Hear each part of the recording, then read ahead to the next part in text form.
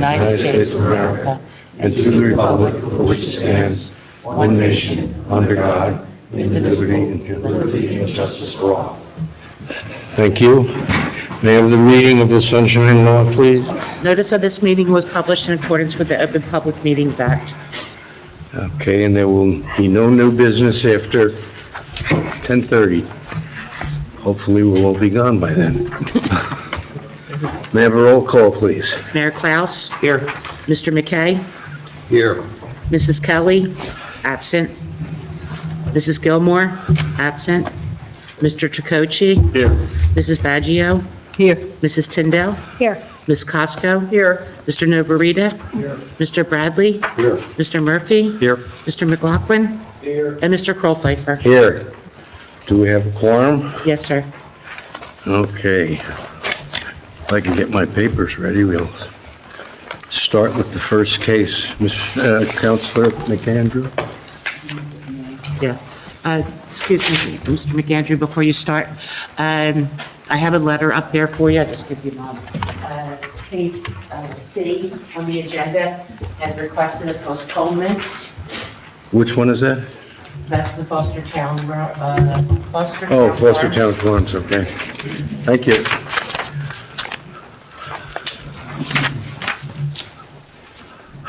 Okay, Counselor, it's all yours. Okay, good evening, I'm Pat McAndrew, I'm representing the applicant. I'm going to have two witnesses on this site plan. One is Alex Rosenthal, who was a witness at the use variance in May, is a principal and the applicant.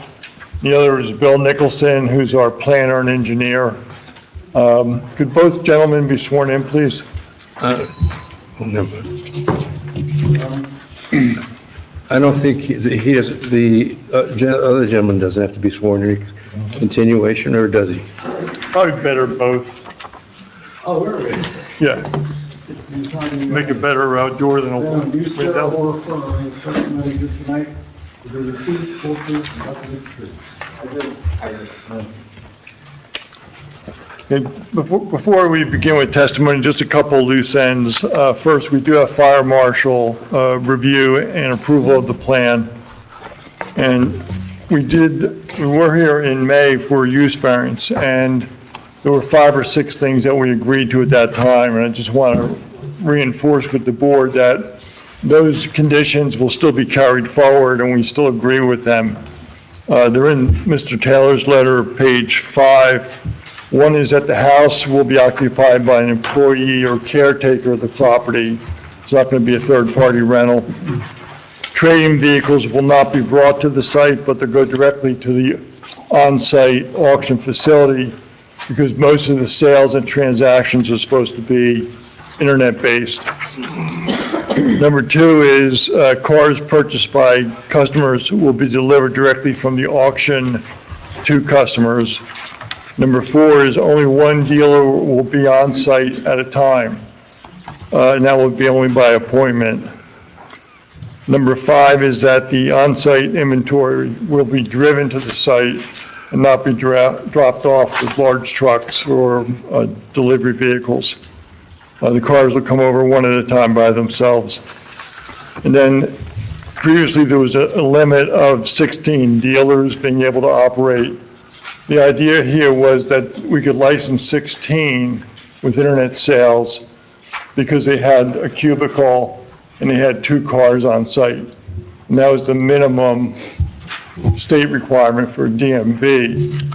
But they didn't have to actually be there as long as they had the office and they had 2 cars. Since then, we did reduce the plan to 15 dealers, not 16. So the plan we will discuss tonight will be for 15 dealers, because we dropped one out. Bill, can you come up and, I know you've been here before, but can you give us your qualifications real quick? My name is Bill Nicholson. I'm the site engineer and planner. I'm a registered engineer and planner in the state of New Jersey and currently hold a valid license in the state. I'm doing land development work in this county and other counties around for almost 40 years now. Can you And you've describe been what you- before us. You've been before us before, right? Many times. Yeah, I just wanted to get that on the record. Yeah, thanks. Bill, before you get into the site plan, can you just describe what the site looks like today, and we'll use these pictures to illustrate that? Yeah, the first picture is looking at the site from the front. Call it a little bit in the northwest corner of the front of the site, looking at the front of the building. Passes over to the And board. that's basically the frontage along Route 38. Correct. Okay, and that's Exhibit A1. Yep.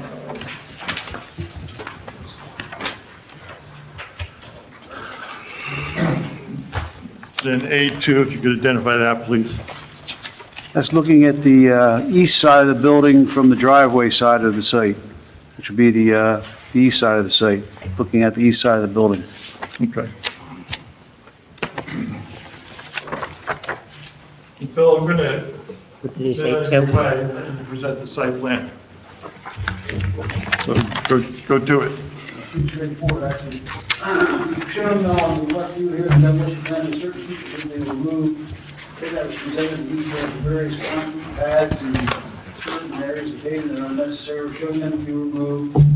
And over here is the proposed site plan where we're showing 7 big parking spaces across the front of Route 38, facing Route 38. 2 spaces that are stacked with the total fuel cars to the west side of the building here. And then behind the building, there's a row of 8 spaces, double stacked, so there's 2 spaces behind the building, which are there because we've removed a porch on the back of the building. And then we'll have an accessible space to the east side of the rear building in the back. And there's 5 interior spaces within the building, 2 stacked, and 1 conventional space within the back building, and 5 spaces within the building. Bill, can you go to just the front line again? I'm sorry, I was trying to grab the plans. So 7 spaces across the front. And what are those spaces? Well, there would be,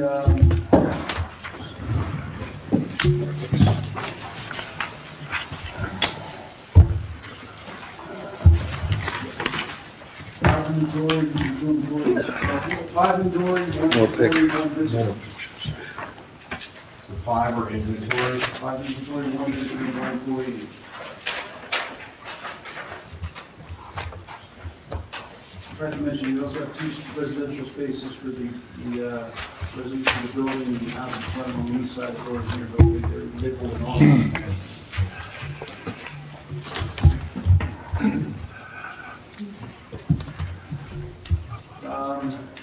Propose some landscaping on the plan up front. We'll do a develop on that a little bit for Mr.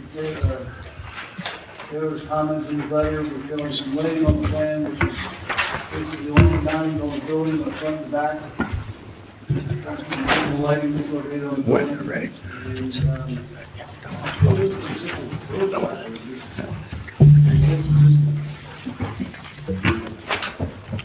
Doors will all stay the same. Rating will all stay the same. Mr. Nicholson, are you repaving any of it, or Pardon me? are you repaving any of it? Well, there's a little bit of paving in this area right here to the southwest of the building in the front. There's a dry aisle back there, but we've also removed a lot of paving in the areas we've shown on the demolition plan. Yeah, well, I guess I'm thinking about between the house and Route 38, there's that large concrete pad. It's kind of uneven. I don't know whether you're thinking about, is that getting blacktopped or is that going to be left the way it is? And then you have the driveway area. Right here.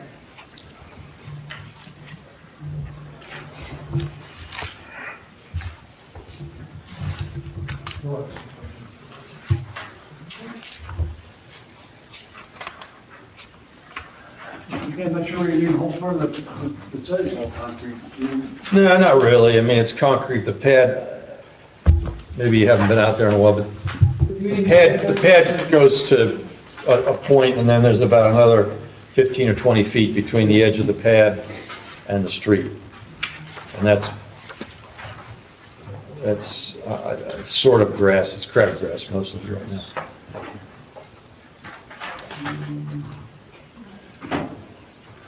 I mean, it's a yes or no. I I'm not demanding. I'm really not sure where you need to hold there. You're not proposing to change anything in front. Okay, well, then the answer is, I guess you're not adding a blacktop to it. Okay, I'll take that for an answer.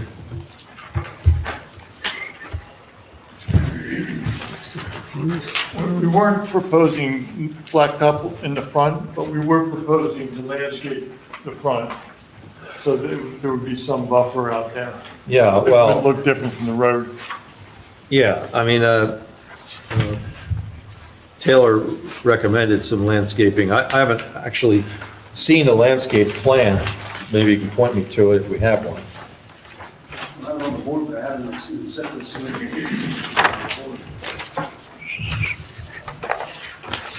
I know the planner's letter suggested that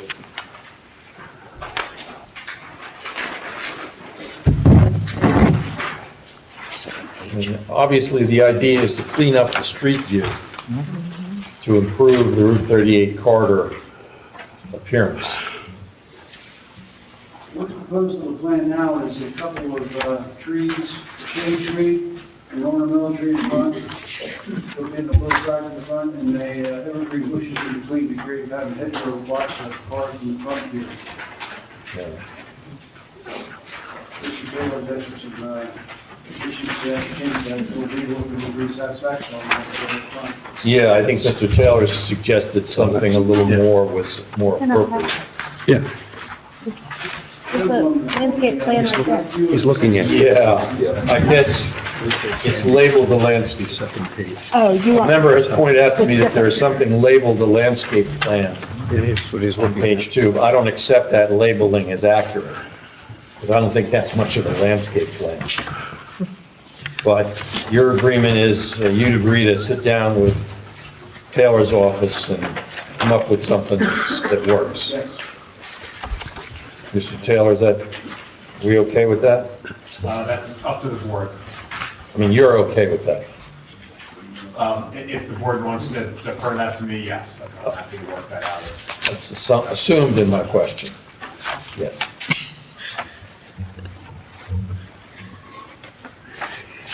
What's, Mr. McAndrew, what are you doing with that dilapidated sign that's out front? It's not really much of a sign anymore, it's more like a pole with some framing on top of it.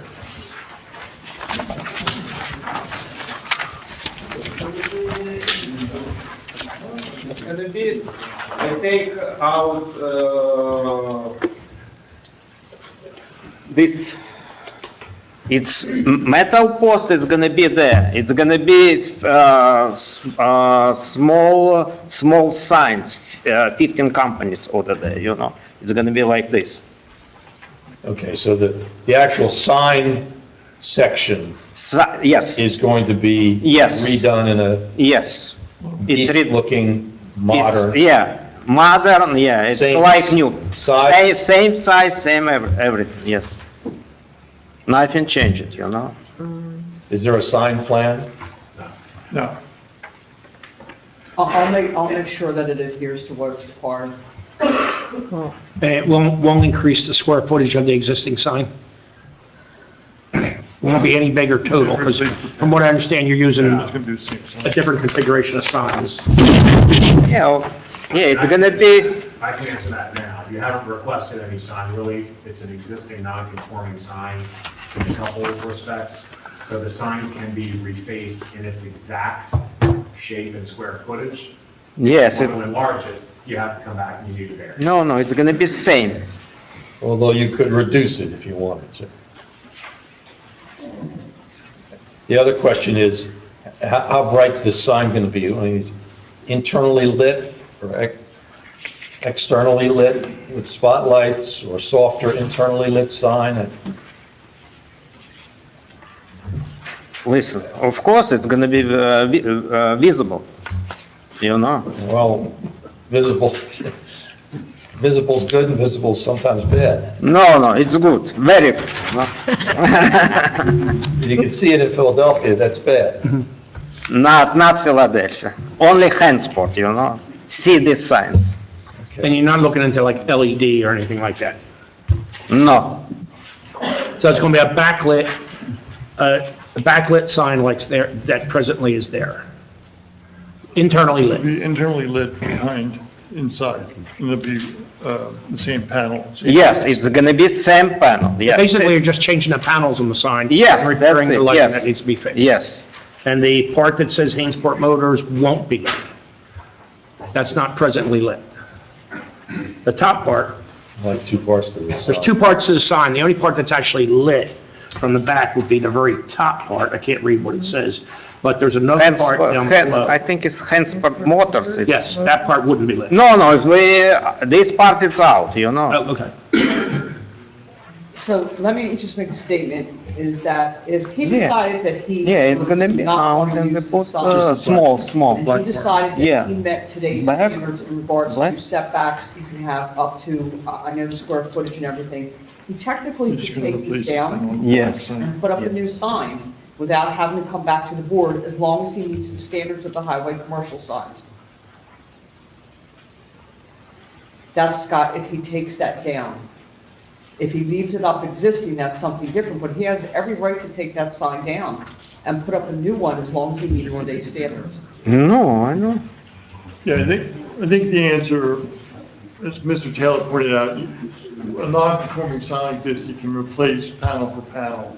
What we're gonna do is just replace the black panel, and the smaller white one, we'll discard, because we don't need that. So it'll be just the black panel will get The replaced. lower panel, Correct, if you look at it as the top and bottom. yeah, Okay, and then just sort of refurbish the pole and make it look yeah. presentable. And since so much of this seems to be cosmetic at this point, I mean, that's a lovely pumpkin color for the building, but has anybody given any consideration to maybe different color on the building? Color of building, or house, or Yeah, the house. The house. if somebody else. And I'm gonna get, If we need this, you know, we paint already. We paint already house, you know. it's been repainted, really? Yeah, Refresh my recollection as to what it used to look like. if you need to, I'm just trying to make the place look like it's in the 21st century, not the 19th century. okay. I mean, you know, it was pretty dilapidated. You gotta admit, right? Okay. Yeah, see, We do this, it's no problem, you know. so the sign, the landscaping, and the other things like this are just to improve the whole condition of this property as you drive past it on the road, since the structure itself isn't gonna change.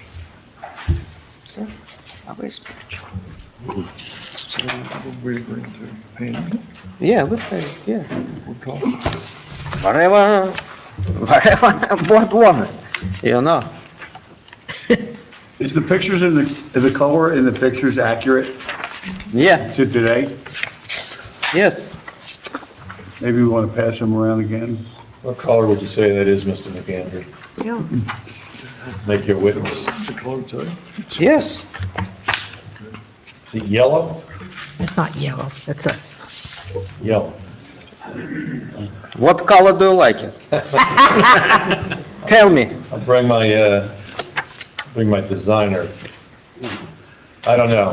I'm just wondering if you were gonna do anything on that. And Mr. McAndrew, as long as we're dealing with aesthetics on this thing, that chain link fence with the plastic inserts that's next to it, what are we doing with that? You might as well just hold on these for a while.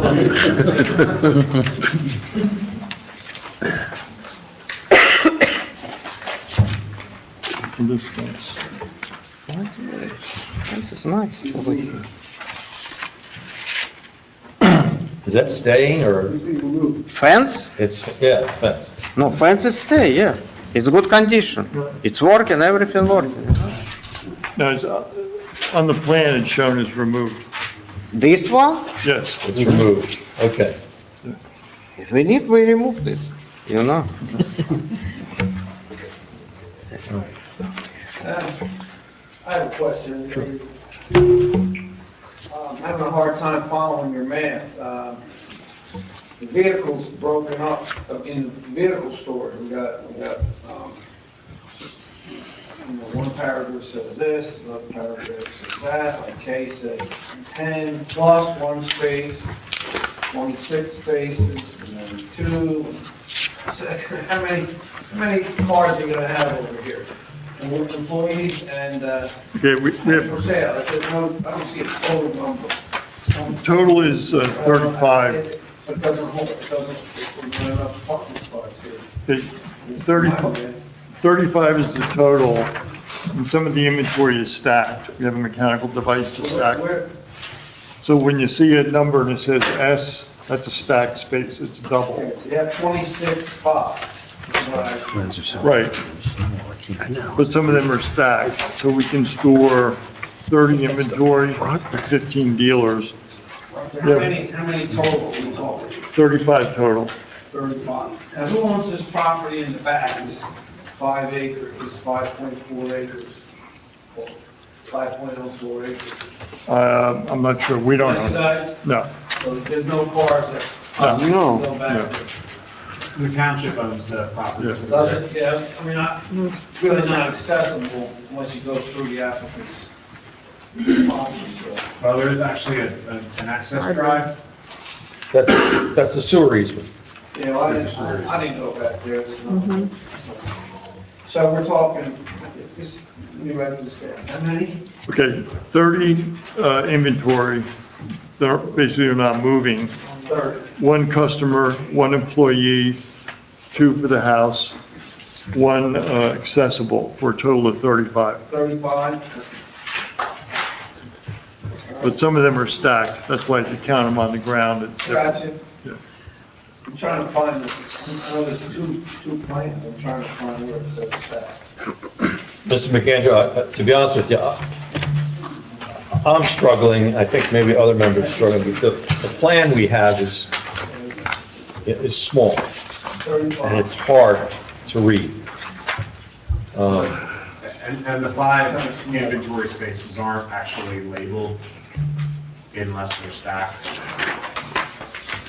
So the testimony earlier was of the 7 spaces up front, 5 of those will be cars for sale for display.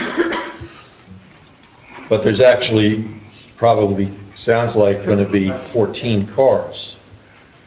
Not up front, those aren't stacked. They're not stacked. Unless you have an older set. Their plans that were submitted in September or October actually showed 2 double stacked along that front row. The plans have been revised subsequent to that Right. submission. The plans I'm looking at are 6/13/23. Yeah, there's a revision number 1 dated 11/6/2023. I think it's this.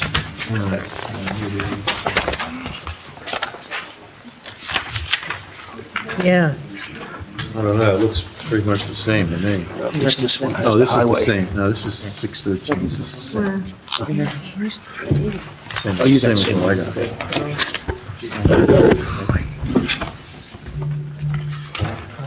You don't have it. Right here.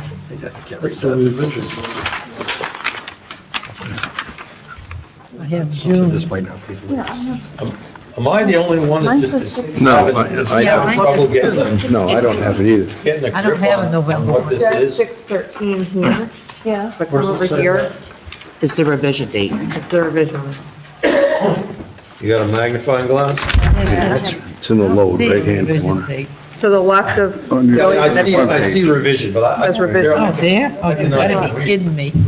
your cell phone, take a picture. I don't, my arms aren't long enough. That's what I do. Yeah, I can't read the phone and blow it out, so presume. Okay, so this is, So these 7 across here. Hey, Pat, while you're at it, how do you mitigate But not double stack. 15, And then there's other stacking. How do you limit it to one guy, one dealer showing up? How does that mechanically work? And then- We'll have an employee on site, and it'll be by, so that nobody can control the mechanics. And there's also not a need for them to come on site. Because you're gonna be selling cars over the internet, and dealing over the internet. Yeah, Do it all the time. let me try that. So if you have 15 employees, you need 2 vehicles for each employee by law. So there would be 30. Dealers. Each dealer. So then you have 2 vehicles for each dealer, so that's 30 vehicles will be on site. Right. And Some 15. of, and they're stacked. Most of them are stacked, not all. Okay. And that leaves 5 for Other purposes. employees, people coming to the site. That means a total of 35. Are there The stacked? 5, well, just to clarify Yep. that point, Paul. Yeah. Sure. There are 5 total spaces, Yeah. parking spaces. 30 of the spaces are dealer inventory spots, Right. which we're not calling parking. 5 parking spaces are 1 accessible spot, 2 for the residents to meet RSIS, and then there's 1 employee space and 1 visitor space. Is that correct? Yes. And I think the testimony was there could be 2 employees on site, but not more, during the use variance testimony. How you gonna control the traffic of cars, for sale cars coming in, on an awful lot? Let's say I wanna buy a car, you're gonna tell me I can't come because somebody else is there? Another dealer? We come to you. You don't come to us, we come to you. You bring the car to somebody's house? So Yes. Yeah. Yep. I've experienced that trend with my current vehicle. Oh, yeah, it's out there. From I just- Arkansas. I just think it's a real, and obviously you're gonna make testimony and Bill's here. The traffic's here, a little convoluted. Well, part of it is we're trying to just technically comply with the qualifications to get licensed as dealers, but the actual CLs is going to be over the internet and take place at your house or wherever. But it's not going to be the traditional car dealer where you come and kick tires and all that stuff, go for a test ride. So, and, maybe I'm missing something. Is this property zoned for used car sales now? Yes. It is now. It is? No, it's not zoned But- for it. It's in the HC commercial, A grand highway variance. commercial, but a use variance was granted in Matt? May. Yeah. So we're primarily working with the bulk standards, the site. Site plan. Yeah. Okay. Getting back to the site, is the 2 spaces that are stacked where it says 4S, it's actually on the west side of the building. Is that in front of the fence? Is that going to be visible from Route 38, that stacked, those 2 spaces? It says 4S. I'm assuming, so, where's the picture? I thought the stacked was going to be behind the fence and not visible to 38. Was that ever? So the testimony during the use variance was that all of the stacked vehicles would be behind the residence building. This current plan, we noted in our report, puts 4 stacked vehicles technically in the front yard. So it does require a variance for an accessory structure located within the front yard. The board could also determine that it's not consistent with the use variance testimony, but that's sort of a separate issue, and I defer to Mr. Kingsbury on that issue. I don't know why that was. So that's why the fence is going, because in place of where the fence is, we have 4 vehicles stacked. Correct. Why can't that stacking be placed behind the building as was originally agreed? There's no room.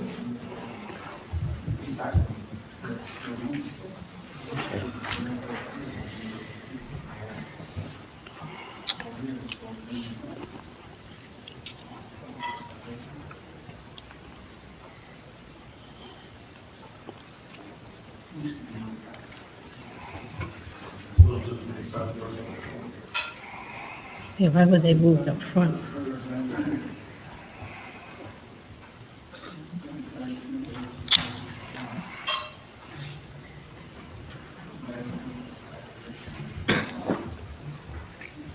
Do you have the pictures?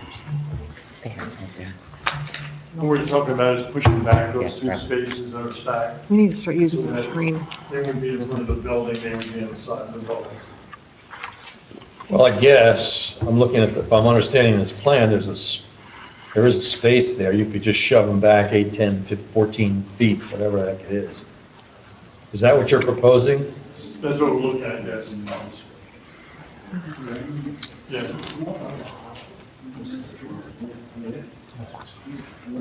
Would take it off the concrete then? I don't know. See what the So, concrete. I see, yeah, that speckled area. Yeah. Okay, yeah, that would be an option. what was the option? These two spaces. Right, That are stacked, we could slide down, so that they'd be alongside the building facing this void. and then the gate could go in front of it. No, the gate's going away. The gate's being. Fence? All fences are being removed. So it's still going to be visible from 38. All of this is going to then be visible. Would you prefer the gate stay and would be behind the gate? Unless they could replace it with a white fence. I mean, If every place I don't with a know white that, vinyl fence with gates, is that's, there anywhere on Route 38 there's stacked parking? I mean, I only see that in New York, to be honest. Sure, that's the vibe we really want in Hainsport. Yeah. Mr. McAndrew, may I make a suggestion? Because I hate to be repetitious and don't mean to be blunt, but this whole parking thing, as far as it's like midnight in a coal mine.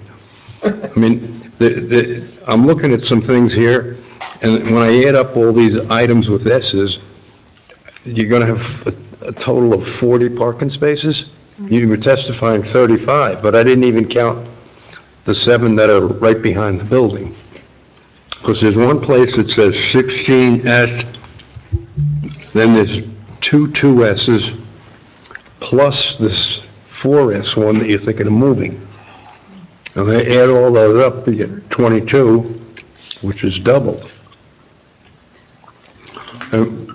My suggestion was going to be, do you think it would be advisable for you folks to get together and talk about this?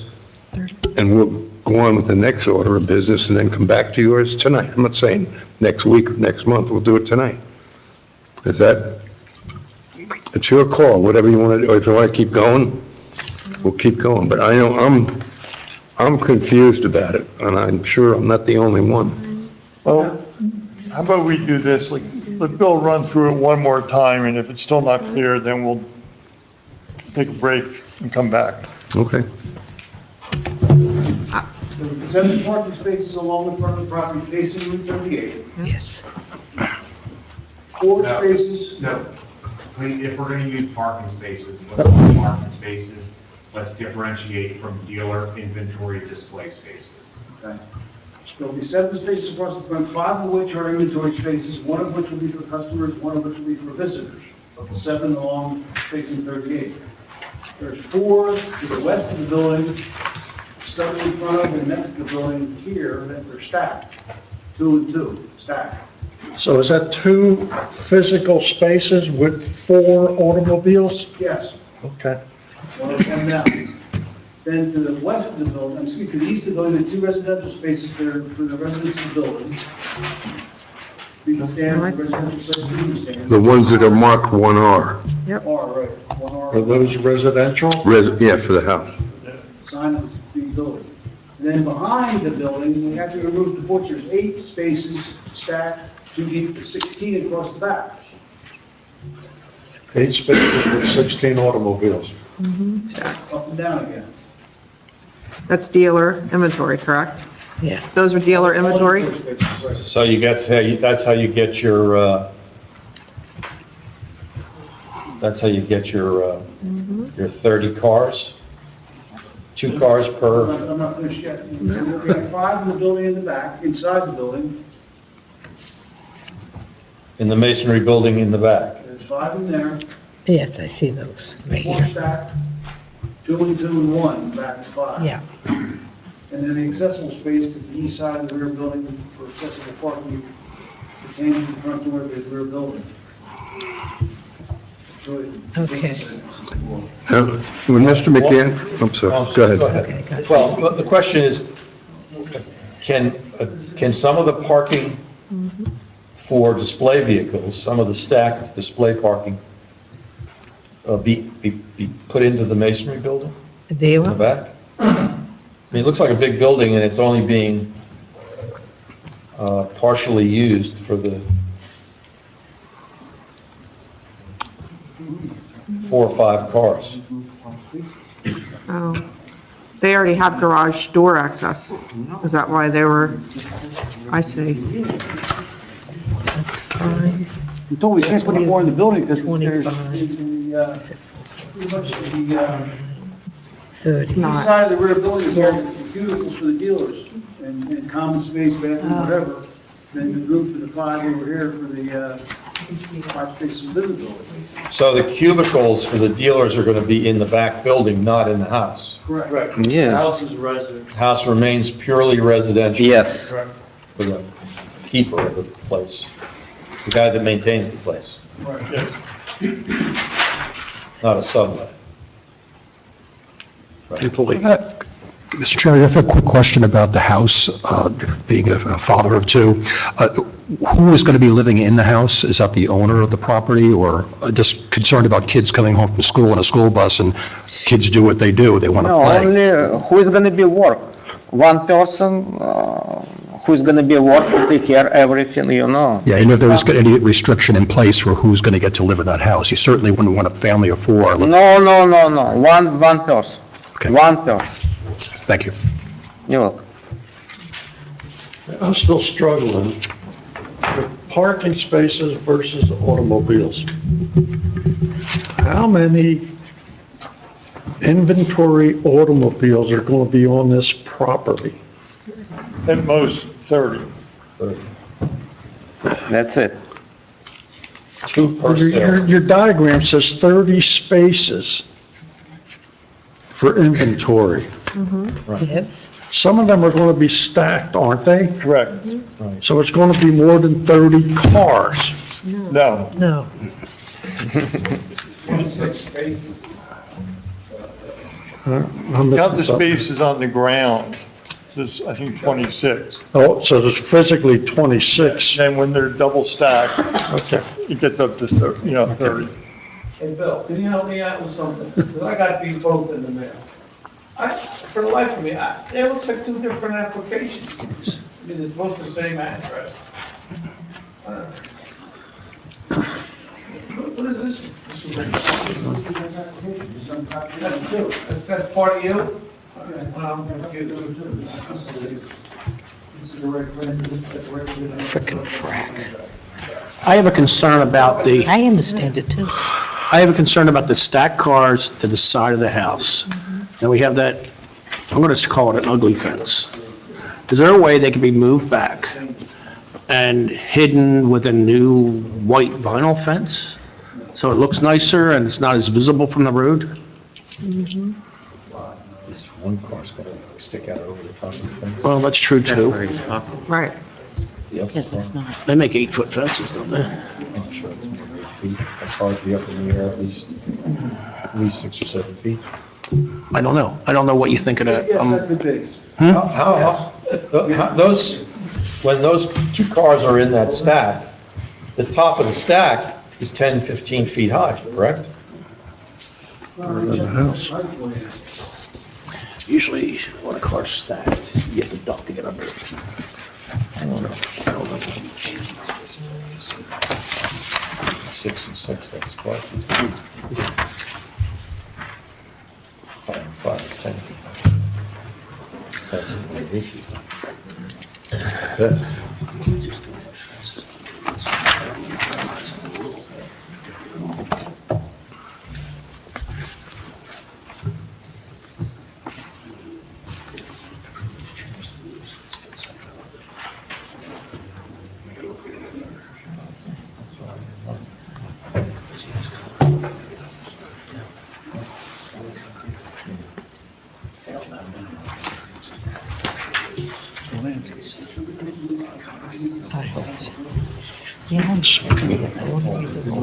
Will these stacks have to be inspected? Will will the construction department have to inspect the stacks? No, those are all Is there any kind of, But there's only 4 only these are all of these stacked or just 4?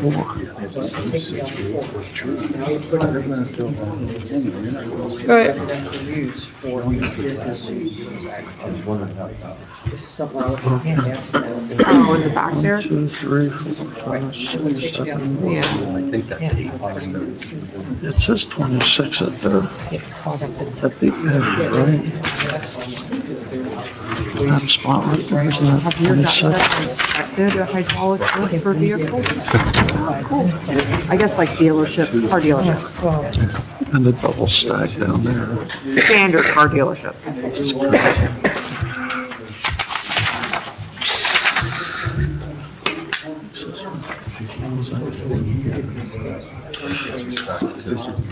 But he approved it.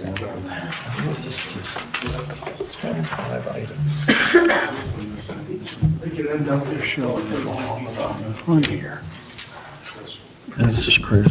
I'm just going by what I see in the city, and, you know, when you get those stacked cars, they're gonna stick up 8, 10, 12 feet, right? Yeah. So, 12, 13. yeah, I mean, maybe 15, who knows at this point, but I guess the point is, Nissan. Nissan? to the roof of the second car? I was gonna say, remember this, these stops stack. Can we do something with the landscaping to raise the height of that from 38? You know, there's no height on the landscaping trees. We required a decent height tree in the front of there, like is somewhat displayed on that plan. At least that's going to cover the majority of that over a year's growth and give it a better idea from the street. Selling on the internet, you limit the size of it. The only other thing that can be done, the hard part with that is residential retail use, No. and because there's a driveway along. Yes, we no, put small large car, yeah. vegetation to block the stacked vehicles here, they're gonna block visibility when they're inventory cars. The only other thing that could be done would be have those spaces, basically extend the fence across the front line from the home to the left, and have all stacking come in, and basically take that entire void and have that be non-stacked, non-vertically stacked, but basically almost 6 valet. A lot of dealerships stack and valet their cars horizontally. And if you look where it says 16S there, they could be single height car there, and then in front, and then perhaps in front again. True. If they were all low, then you wouldn't be seeing those. Right. They'd be It hidden. would be the same number, perhaps 2 less vehicles. But then you wouldn't have the issue of the stacked vehicles. Being visible. Yeah. So we'd ask for details of those during the use variance, in terms of color and everything else. You don't have that information. So we can require that information. If the board wants to see what those would look like, what color they are. Because obviously, the home is painted as gray or some other neutral color. These structures are gray, that's one thing. These structures are bright yellow. Right. That's Or orange. That's Yeah. that's different. I think the board may want to know that before it's constructed. Mr. Chairman? Yes. Mr. McAndrews, I got to tell you, I mean, we did grant the use variance on this, but I'm thoroughly confused and disappointed, frankly, in what we have to struggle with tonight and the lack of real answers that you can provide to us. Just like the color of the storage racks, just as one little tiny example. I mean, we have 3 pages, 25 items. And if we sat here as a board going through each of those 25 items, it would take us 3 hours, from my experience. And Mr. Chairman, I just think this applicant should get their act together and come back to us with answers to each of these points that our planner has very carefully laid out.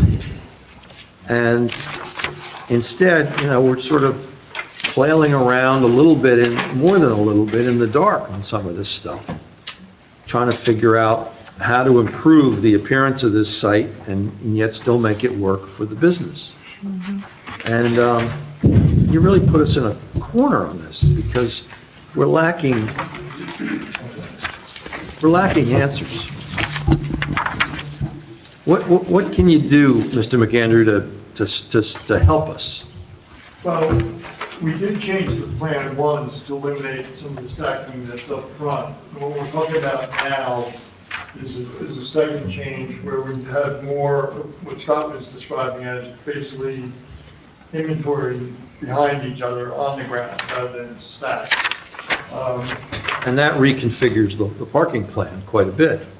Yeah, it does change, yes. And then it impacts the issue of fence or no fence, and where's the fence, if you're gonna put a fence in. And, the one thing just cascades into another, and for us to sit here it's gonna be hours to go through these 25 items. We've only touched on 3 or 4 of them, and we're already a half an hour. Why don't you change the plan and come back in January, about 30 days. So, Nobody give us January time. well, nothing's gonna happen between now and then. Huh? So, Oh, God.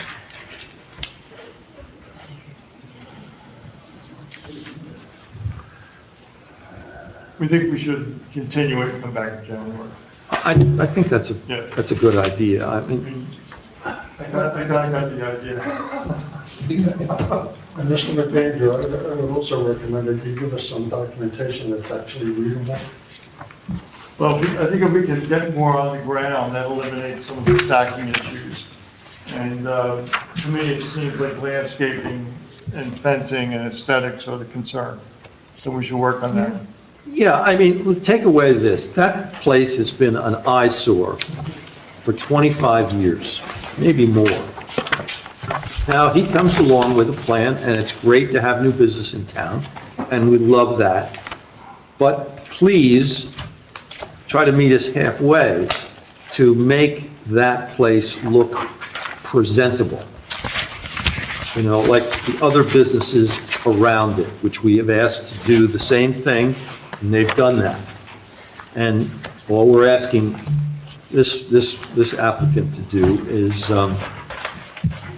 is tidy up the place. We're not asking for we're not asking for structural changes. Would it be unreasonable to have some sort of an artist rendering to go by?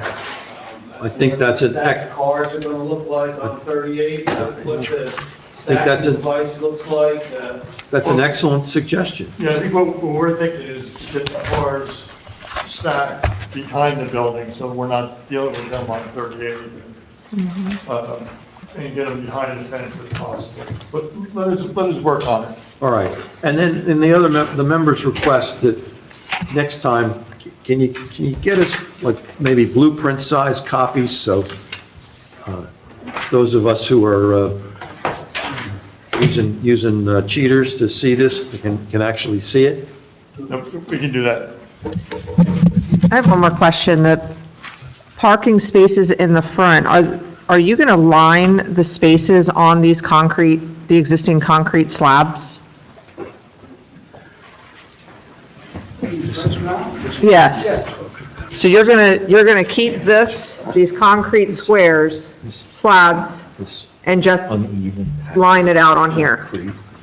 Right, yes.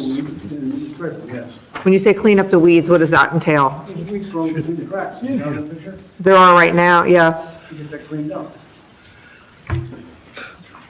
It's not exactly beautifying the site.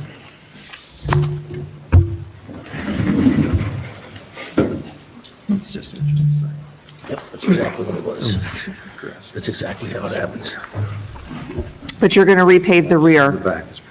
Yep. The space between the residential home and the business is gonna get repaved, asphalt paving? A portion of it.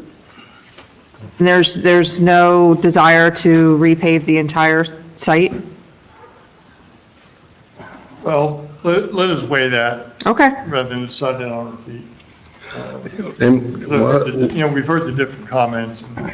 You know, I'm being educated, but as I understand it, this concrete out front, and my guess is, although I haven't been behind the fence, it looks the same out. These are slabs that were laid down one by one over the years, tailings off the end of a concrete truck that had finished its load and had a couple of yards left, and they dropped it there. So what you have is just an ugly patchwork of concrete out front, probably not very pedestrian friendly either. And I guess the question that's been asked is, you're gonna overtop it with blacktop so it looks uniform instead of the way it looks. You know, Mr. McAndrew, go out and see for yourself. I took the pictures. You took the pictures, well, then you know. That was very common in the 70s. Yeah. The trucks coming back to Mount Holly Concrete, would business was contact them, say, you got any left? Last minute, I got 2 yards on the truck, get your guys ready, and they pour 2 yards, and they just keep, I've seen it in many businesses along that way, that back in the 70s, I've seen it happen. They would just piecemeal the concrete with the leftover concrete coming back to the plant. Scott, how do you deal with runoff, stormwater runoff? They're not changing anything. Well, I defer to Marty, but what's been there historically is there. So it's really any increase. Yeah, well, my letter asked, their engineer to evaluate that and give us an idea of what's going on with that. If they add anything, then that'll trigger.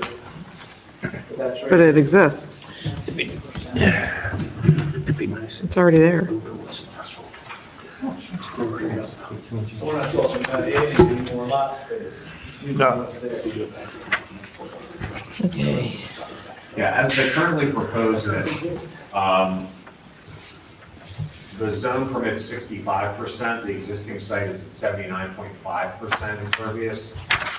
And because they're doing some removals around the site, even though they are doing some new paving, it's actually a reduction from 79.5 down to 78.2%. So they still have a percent to play with before they see any increase in the impervious area.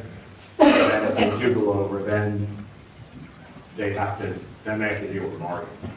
And if there's a need to address stormwater for an increase. And then the board would have to grant a variance for that impervious coverage as well. Okay. Board. And Mr. Chairman, if I may, just one follow-up thing. In our report, just Mr. McAndrew, item number 6 relates to the preliminary assessment. And this was brought up during the use variance. And it was referred to the site plan application. And I don't know if that's been submitted. Was? The preliminary assessment was submitted. Yes. Phase 1? What's that? We're talking about the phase 1? Yeah. Yeah. Back in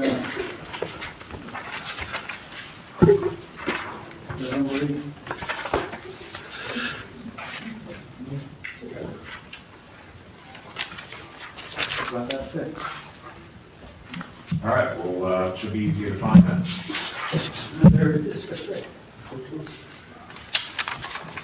What's the bottom We line? got one copy. So only one The copy. preliminary investigation, Oh, wait, no. phase one.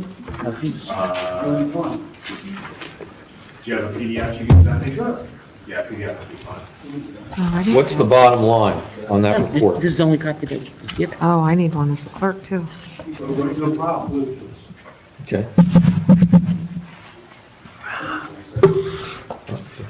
Bottom one? Phase one.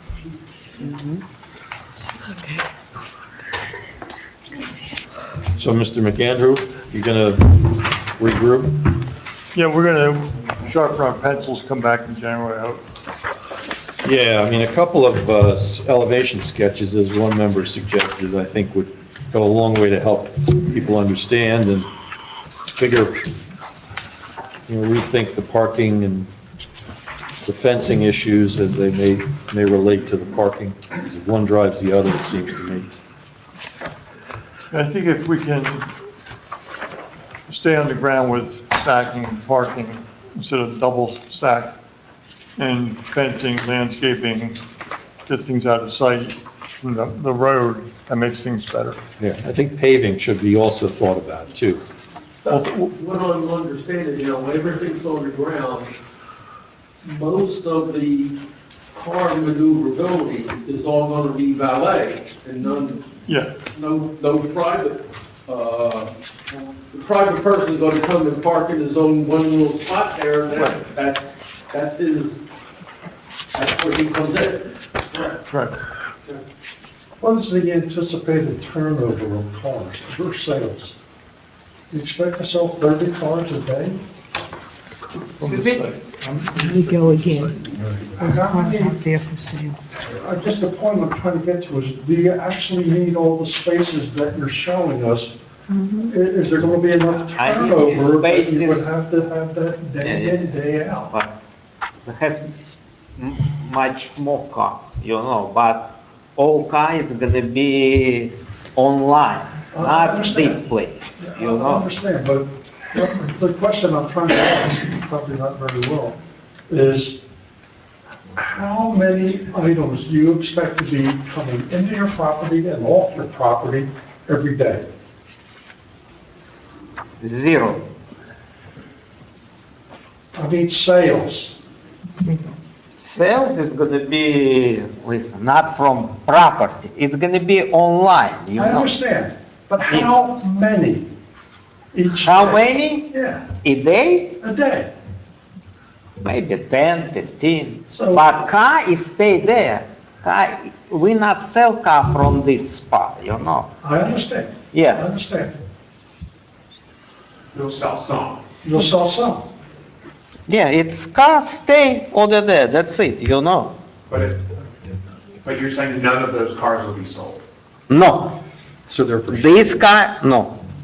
It's gonna be stay like museum, If somebody come for inspection we have 2 car for each dealer, that's it, All car is gonna be online, So the So I'm statute, understanding these cars are there solely to meet the requirement of the state of New Jersey. Yes, for motor That vehicle, yeah. says you have to have Yes, 2 2 cars for on each site for company. each dealer. Yes, All right, but during the use variance, you said people could buy those cars. if somebody want to buy, listen, it does not matter. If somebody wants to buy car, we take this car, it's, Ask for cover. this car is gonna be maybe 1 car for 2 months, 3 months. Listen, if we have 300, 400, 500 car online, I don't think somebody want to buy this car. It's usually we put small car there, not truck, not nothing, not buses, small car, And the- mini car, mini car. Not junk cars, right? They're going to be nice up. No, Especially the ones nice. along Route 38. No, nice. They're gonna be nice cars. Clean, nice. We guarantee this, Well, I think the point is that these, except for the 5, if it is 5 out of the 7, spaces in the front, they're going to be sample cars, I'll call them sample cars. Yeah. Inventory. Yeah, and so you're not expecting great turnover of those sample cars, I take it? No, it just sample, that's it. But it could happen. It's happened. I don't think so, you know. We're not interested to sell this car. We don't want to use this car. We want to use this car for DMV purpose. That's it, you know. Are you in business now? Oh, yeah. Where's your place? We have 2 places in Trenton. Trenton? Yes. And this business 25 years. What name do you operate under there? What's the name of the company? Azerka. Can you write down?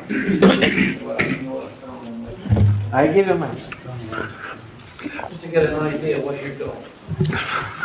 Might help. Jeez. See?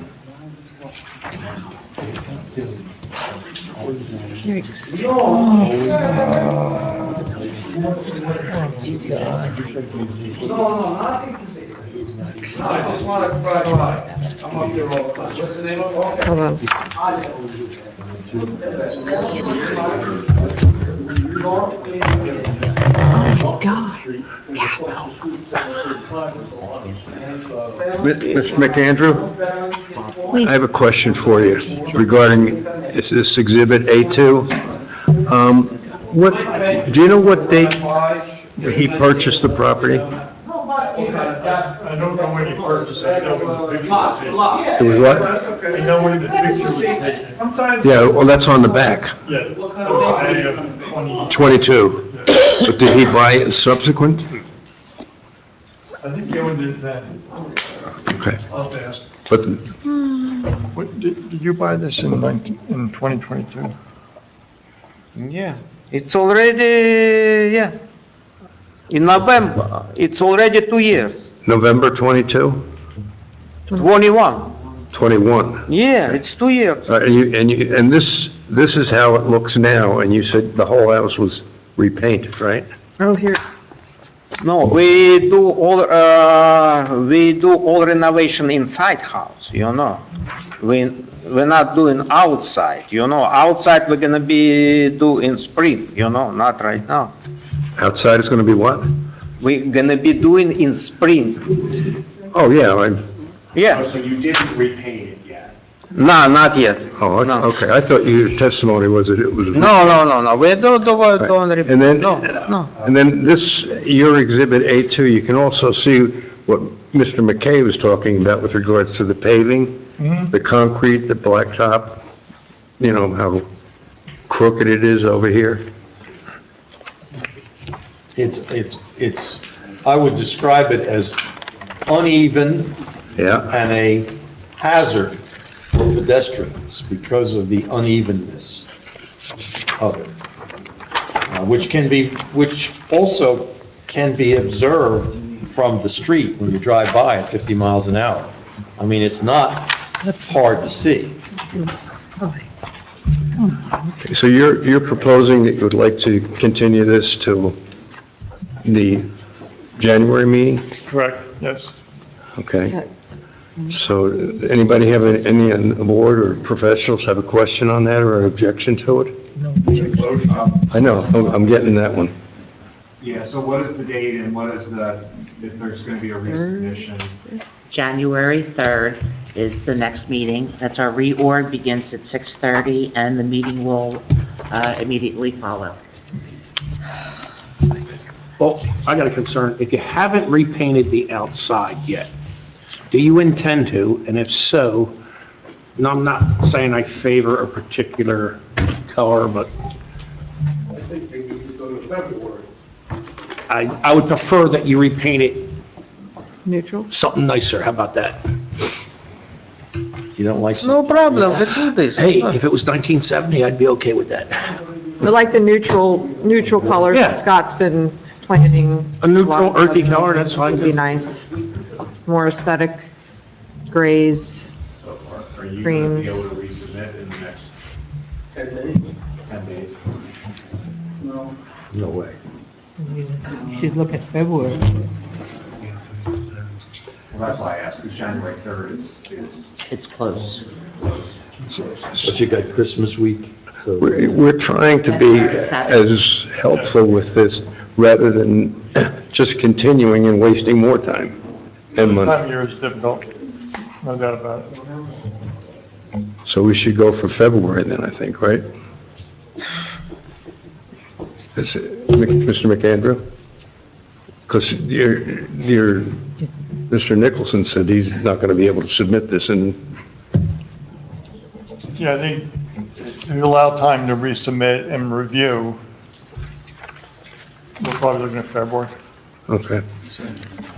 What's February? February 7th at 6:30. February 7th, okay. All right, well, we have to take action, which is granting the Chairman, I vote to approve the requested adjournment of this to February 7th. 7th. And I second that.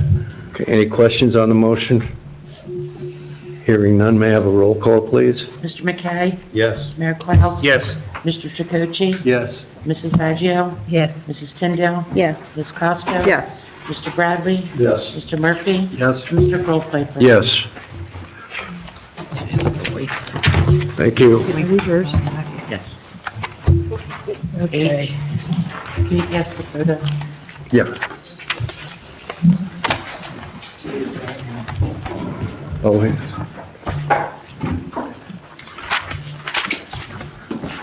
Okay, the next case is 23-05, Georgine Bruno. Counselor Grayson. Foster Town Farms is on there too. Foster Town Farms. Counselor, how many witnesses are you going to present?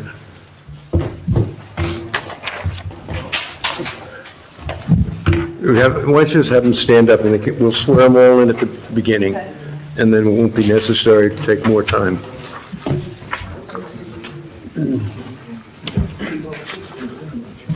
Okay, Mr. Kingsbury will do the honors.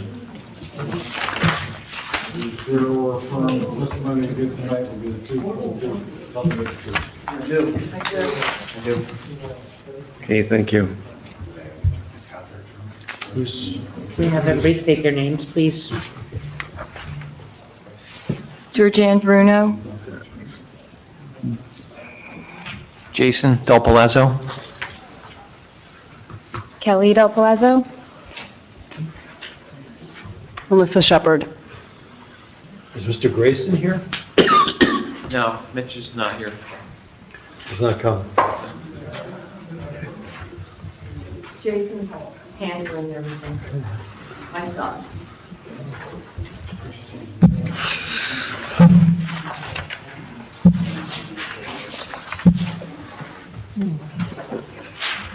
Okay, who's going to, are you going to present your request, or you will? I'm going to present everything. Okay, go for it. Okay. So basically, we're, I guess coming back to, for the plan review here. I can go down the lines, if you'd like, from Scott's review here.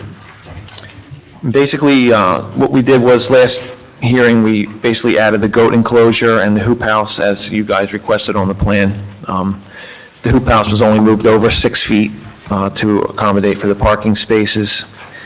And we threw on the, where we have the goats on the map as well. And I saw a note in the review about the fact that we had it close to the property line. And, basically that property line is which is now the preserved farmland, which, is also our farm as well. So I was hoping that wouldn't be a problem as far as, putting that enclosure up there. And if it was a problem, it's easy to move. I mean, it's just a couple posts, and we have a 6x6 house that's on posts. I can pick up on my machine and move it anywhere on the farm. Are you saying that it's not a variance, or are you requesting a variance? I'm requesting a variance if it is, if that setback doesn't work, being that it's both our same property, it's up against the, the subdivided lot that we had to section off, which is now preserved farmland. So it does, and maybe Mr. Nicholson can help you. The two properties are not going to be deeded to be under common ownership in perpetuity forever, correct? Correct. So 20 years from now, someone else could own each one of these different properties. That is correct, yes. That's where those setbacks come in. So technically Surely. it does comply. Sure. You can still try to talk to the board and explain the condition of this situation and request the variance. Surely. But in our opinion, the variance is necessary because it's. Yeah. So, Absolutely, makes sense, yep.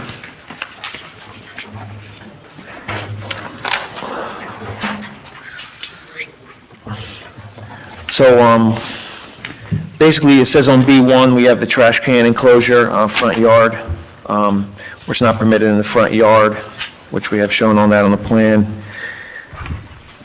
I think we kind of went over, most all this stuff, I feel like we went over last meeting.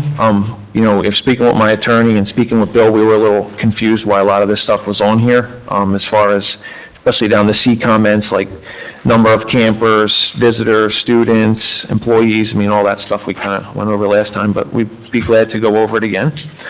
So really it's whatever you guys want to discuss on this. I can give you all the numbers, I can give you everything again, and I'd be more than happy to. Well, the reason we asked for those, and I don't know if you guys were here for the last hour, sometimes the board grants a use variance. Yes. Subject to site plan approval. And between that use variance and the site plan, things change. Surely. Shift, proposals. Yeah.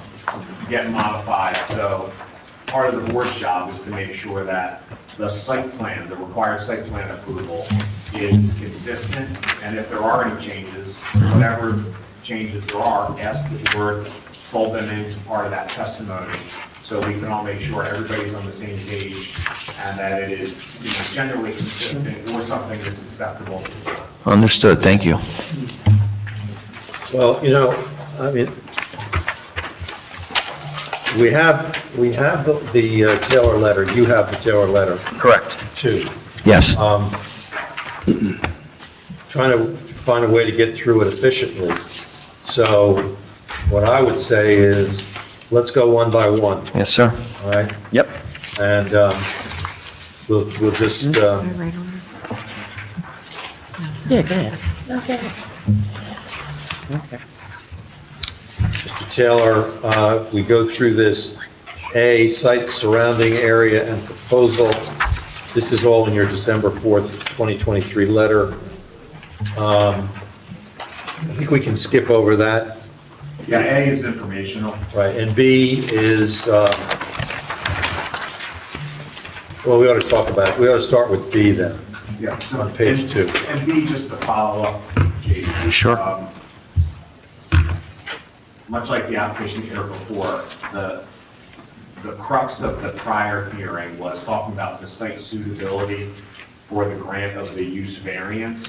So there were a lot of sort of locational things discussed as far as the layout, but as part of deferring the site plan approval, any actual bulk variances, if you were short of a parking space, if the building was a little bit too tall, or something, or a goat enclosure too close to a side property line, Yes.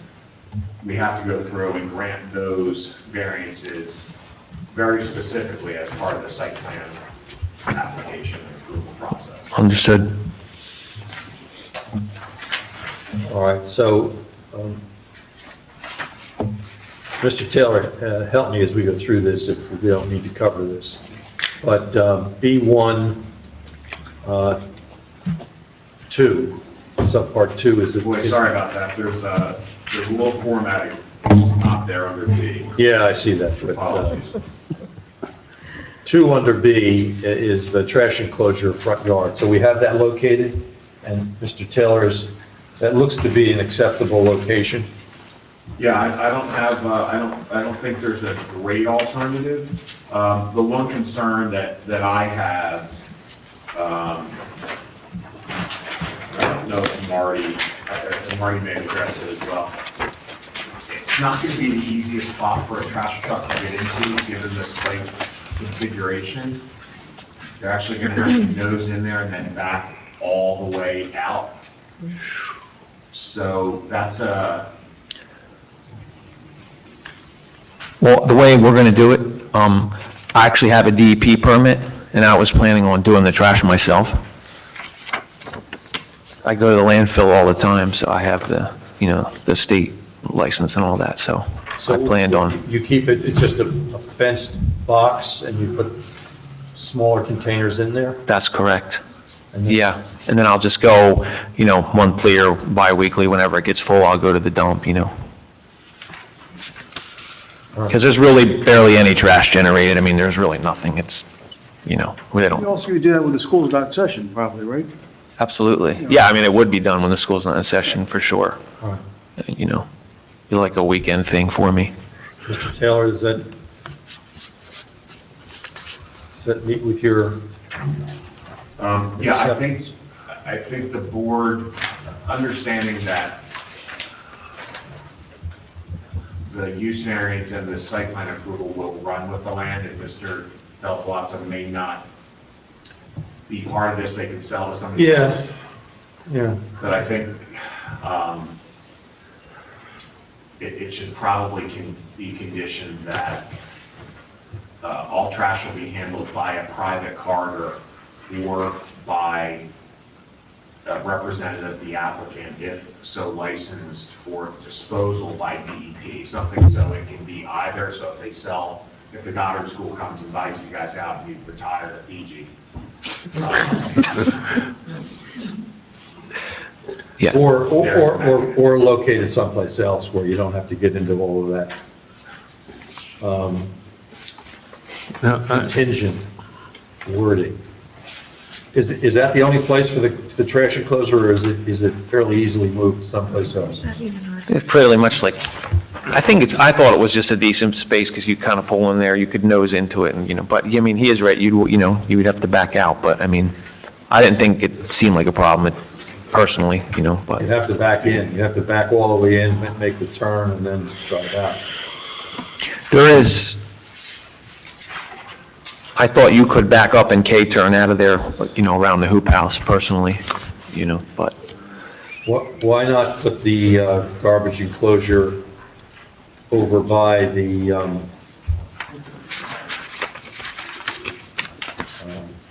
that group of 9 and 6 parking spots next to the existing residential building? Someplace over there. About straight in off the main entrance, right where you have to make a left or a right, right there. You go straight into it, wouldn't you? Is the trash enclosure that you have now? Right there, yeah. Where it's indicated on this map? Correct. Okay. 'Cause, I mean, I have to disclose, I was there today. Yeah. Really? And I did see it. I just wanted to make sure we're looking at the same thing. Absolutely, yeah. Enclosure. It's there now? That's the location of it? Yes, correct. It's just the cedar What was your question, Mrs. Scott? box. I said I'm just repeating, clarifying that you said it's, Legally feasible. where it is now is where it's shown. Yeah, and that's On what the plan and- I saw that today. You see where it is? In person or on the map? Both. Oh, no, I'm just suggesting that you come in the main road, you could put the enclosure anywhere in this area. It's going to be in an enclosure box anyway, and that solves the issue of having all this contingency wording. Well, the box, Any old trash truck ought to be able to get to that. the box that I saw is not completely enclosed. There's no top and there are no doors. Well, this, I think if you located it here, you'd want to completely put doors on it, or a door on it. There is a fence and swale and trees kind of right there, though, I think where you're proposing. Okay, I don't know what's on the site, so.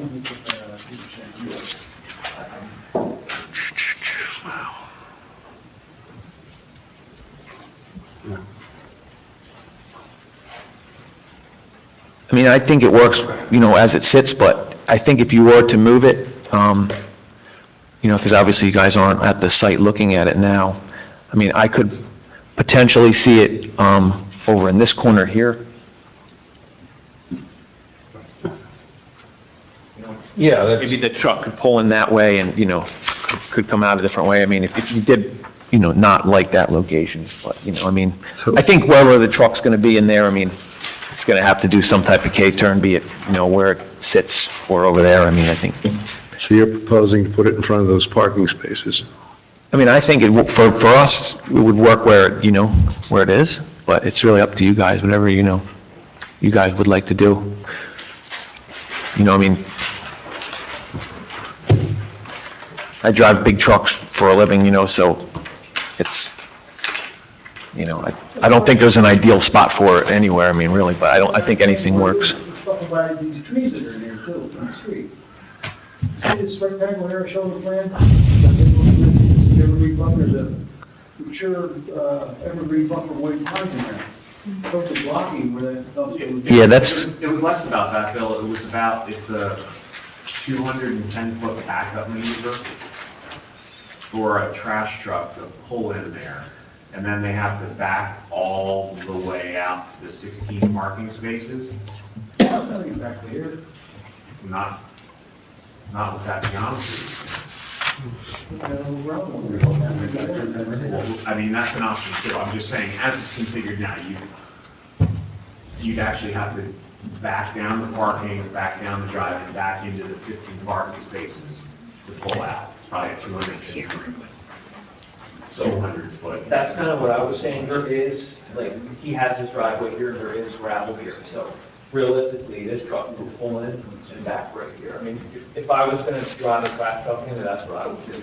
All right, it's just that gravel isn't shown on the plan, so if the board's okay with the location as described, and they can provide for adequate gravel turning, then that location would be acceptable. I don't think the location's a problem, being in front of there are trees there. It's more about it's difficult to get to. Yeah. They can fix that.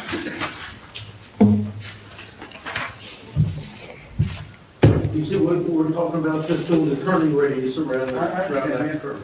Put that little K-turn thing in there. Yeah. yeah, that's kind of what I think. I mean, I think as it sits with the gravel there now, I mean, personally, that would probably be the easiest option on the whole map for the guy to come, back in and out. I mean, there's plenty of room. I mean, he'd have whatever that is, I think it's about 80 feet, to reverse back and K-turn out of there. I mean, All right, so what is agreed? Somebody restate it. Mr. Nicholson? What have we just agreed to? We'll add some gravel to make this better backing out area that, in the driveway there. All right, so we're going to leave it where it is. You're going to add gravel to that existing driveway to give additional turning area for a truck, correct? Yes. They're adding a little gravel there already, so just doing a little bit more. correct, yep. All right, so I don't know what a little is. Maybe you'll define that in terms of feet? So that is a 25-foot wide space consistent with the rest of it? Your professional satisfaction during the Japan's review, how about that? Yeah, That's fine with me. I'm just asking you for That's fine. some We'll work out. some standard to work against, that's all. All right, so we got the trash thing. Next is the goat enclosure. Yeah.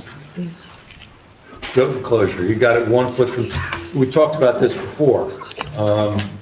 Yeah, there's basically a tree line there now that separates the two, in theory, the two lots.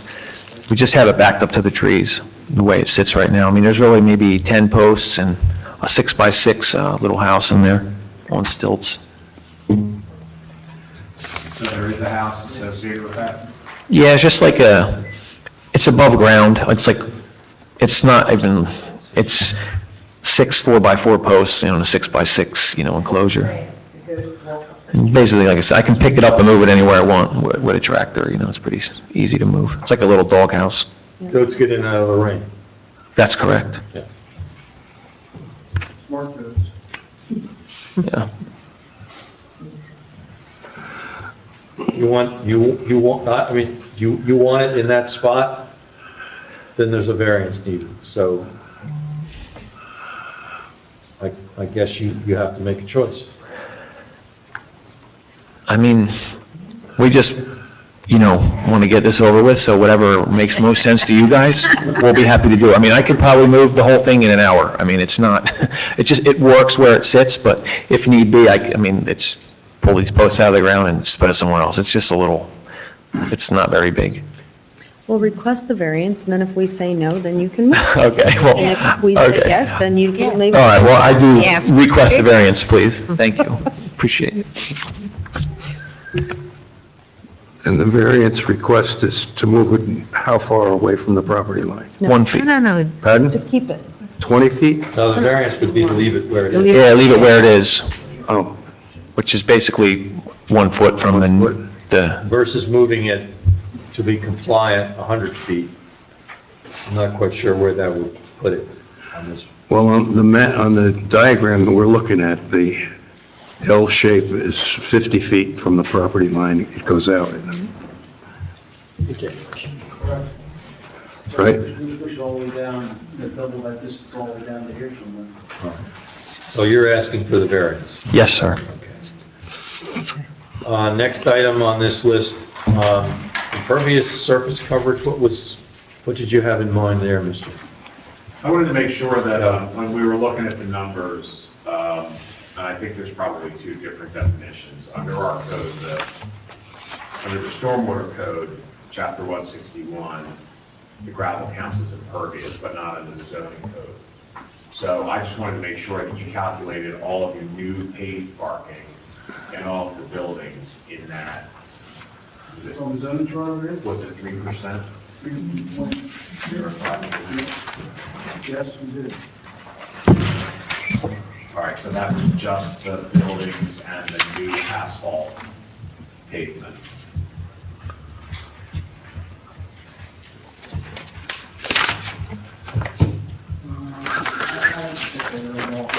All right, so it's unlikely that a variance would be necessary, so maybe that can just get left as variance not requested, but the applicant will confirm the accuracy of the impervious. Right now, the impervious is within limits, right?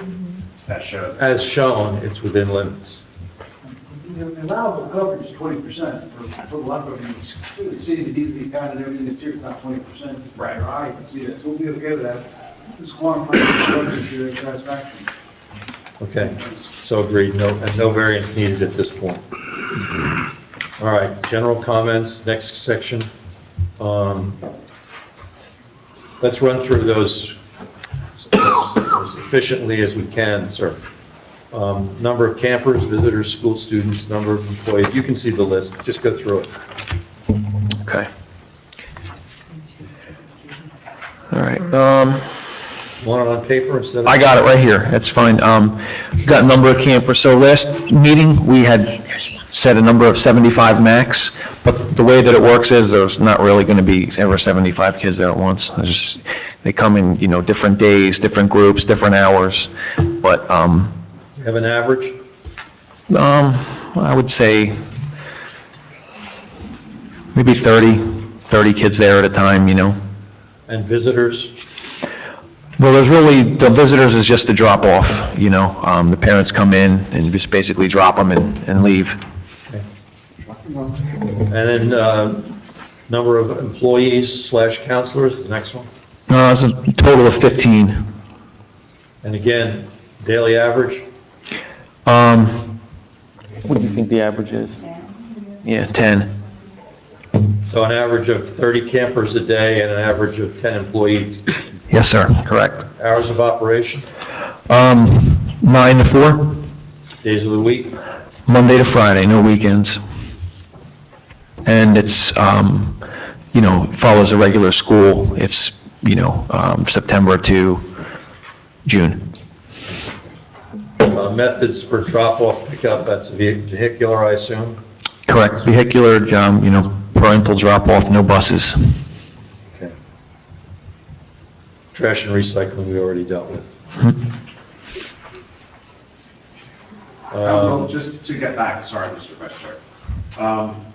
How do you guys anticipate the drop-off and pickup happening, just from a circulation standpoint?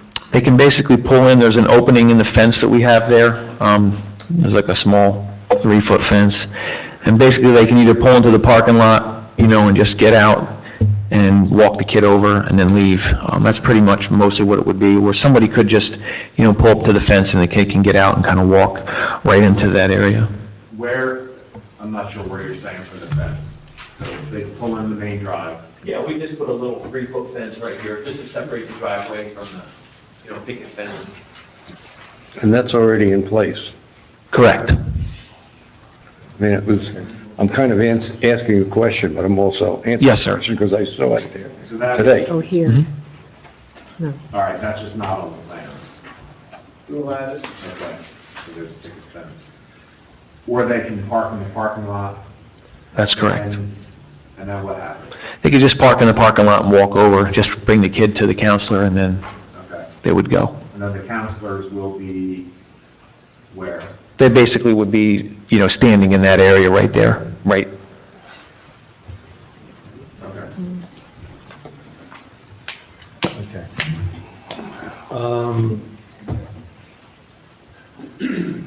I don't think we need to cover 2, do we? 3 is admin offices located on the plans. Yeah, there is none. There has to be some you have no office or nothing? Oh, it's just like, at home type office, like at a desk. There's not really any need for anything like that, Is that in the existing residential building then? It is now, yeah, and then, some of it, my wife's, has our computer in our desk where I do my work and she does hers, and then, her partner has it in her house. Well, maybe that existing building residential ought to be expanded to include administrative office.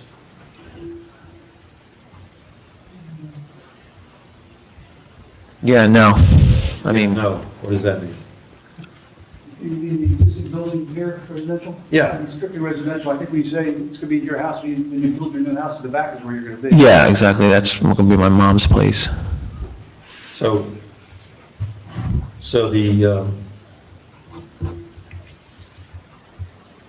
there really is no office, is that essentially what you're saying? That's correct. Things just magically happen. Yeah, it's just, at a desk, like I do my work, I have a landscape, I don't have an office from it. I don't understand why you just can't relabel the house as also the office. It won't be in there. Where's it gonna be? In the new house. In the new house? Yeah, exactly, that's how I do, Work is just like work from home.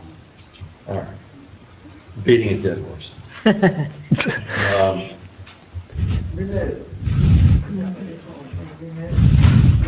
Dead goat. But none of the employees will go to either other place, correct? that's correct.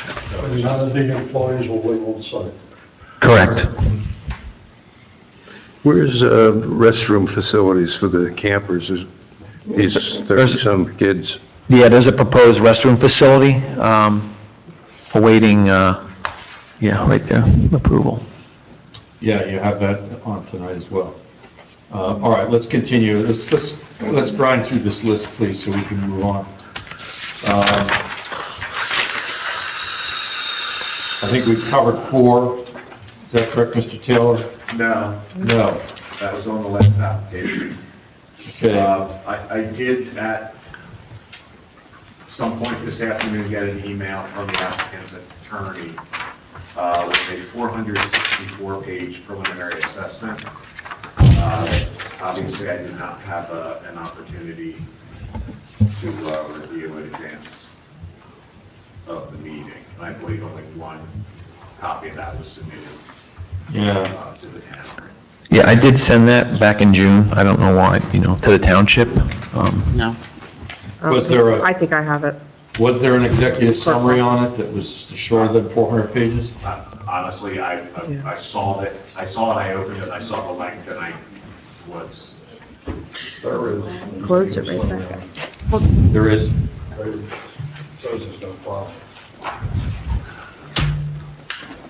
All right, well, we have that in the record, though.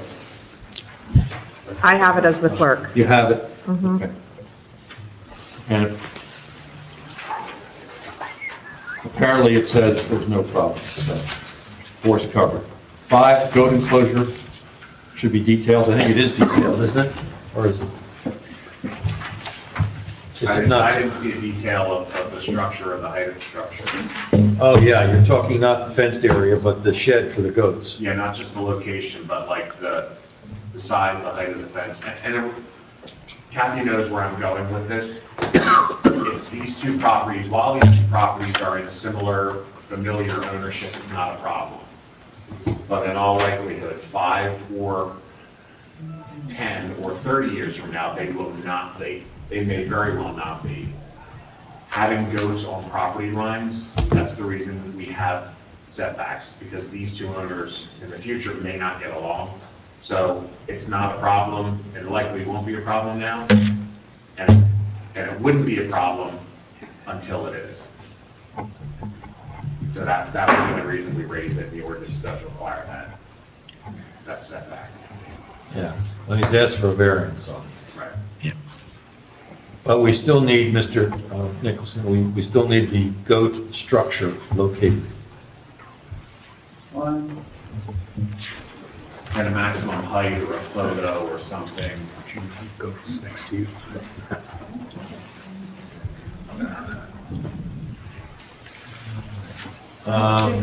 Let's deal with 7.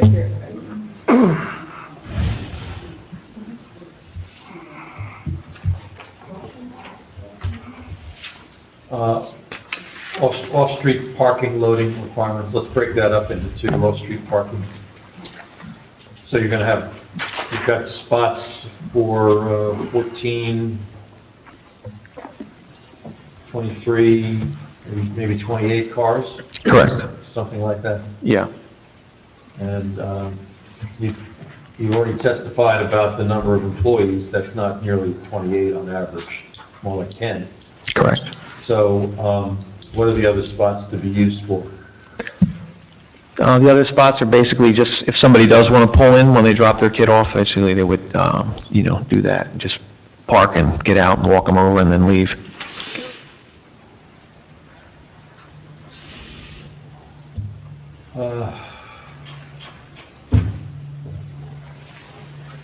So by my math, we're going to need a variance for the parking, won't we?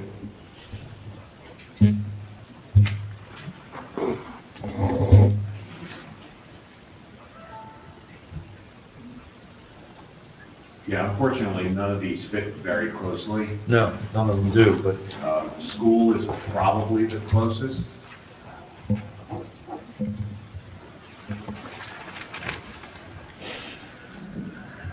If school was used at 1 per employee plus 1, that's 11. 10 per classroom, if we say the entire outside is 1 classroom, that's 10, that's 21 spaces, and 1 per 2 students. Even That's if we 15 more. ignore the 75 students and say an average of 30. Right, that's 15 more.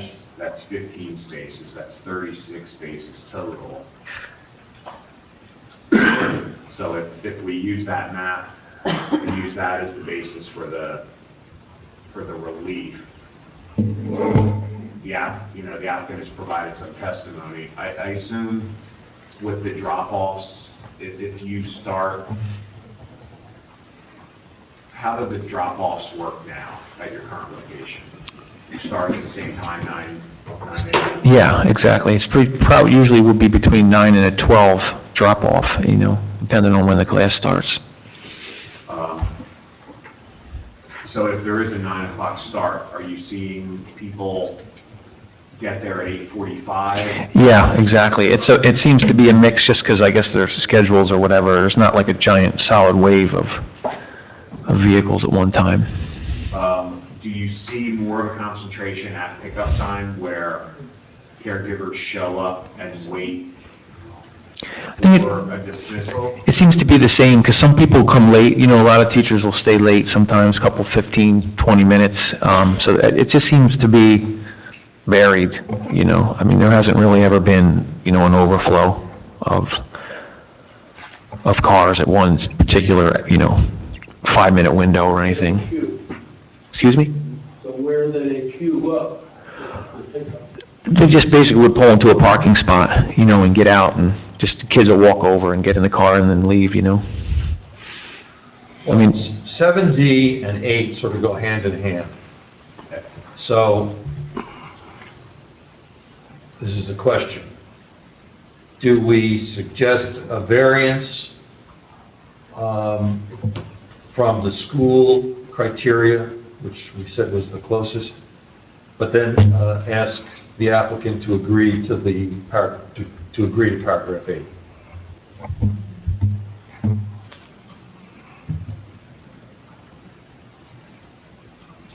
Paragraph 8 basically says, Yeah. if you guys get busy and you are seeing 75 kids a day, and much like happens at other camps in nearby municipalities, the pickup time, if you had 75 kids out here, it would be an absolute mess. absolutely. So if that happens, that gives the township the ability to require additional parking, gravel park to be constructed to mitigate the.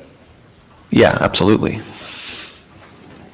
Okay, so there'll be a variance requested for 7D, and the applicant, and please acknowledge this with an affirmative remark, agrees to number 8 in the letter. Correct, yes. 9, Mr. Nicholson, are there floor plans for this bathroom? It was previously submitted. Okay.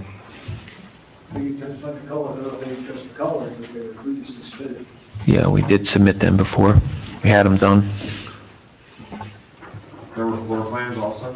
Yeah, flat floor plans, elevations, nice looking building, kind of goes with the theme. Had wood side, kind of cedar shake. Does this bathroom connect to sewage, or is it? It would be connected to a septic system, yes. That's right. Oh, so you're saying that the use variance application, something was submitted, or it was submitted? Yeah, we submitted I had the plans back then. Now, earlier I asked you where the restrooms were going to be, and you pointed on the map, but looked like you were off over in the 5-acre area place. Yeah, no. But the restroom is, right, it's in between, but it's not constructed yet. No. Now, where do the kids go now? Well, current state, they have porta potties that they use. There's 3 of them. All right, so there's no change, the prior architecture that was submitted for the use variance application is still valid? Correct. Correct.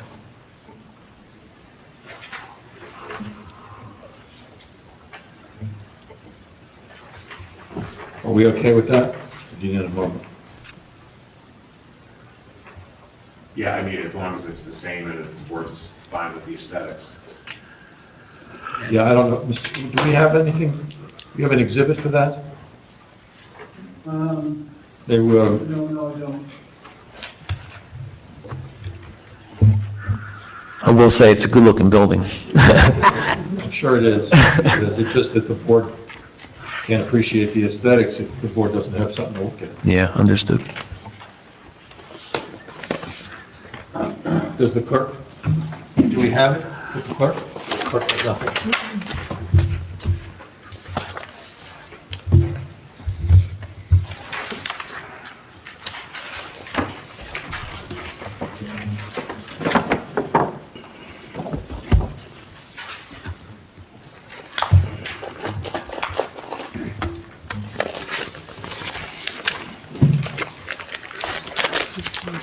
You can move on if I find it. Yeah, I was just gonna say, Yeah, can we move while on? you're looking for that, Charlie, if you find it. We're looking at 10, no signage is proposed, is that correct? Correct. Not even street signage? Nothing. Nothing, okay. So how will people, find your driveway? Just from the address, the number. We don't really want to have a sign out there and make it, we're trying to stay, as hidden as possible. We do have a fire code compliant number on the front of the house or on the post or something. Yeah, we got some paperwork for that, or today, or something. They have, I got something from the fire marshal thing. Right, you need a number clearly visible from the street. Oh, yeah, there's a number. Yeah, correct, yeah. And they have an exhibit in the bathrooms. Got one coming this way and then one coming this way. Right.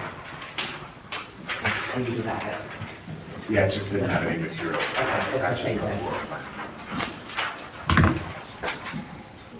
All right, well, that gets passed around. Number 11.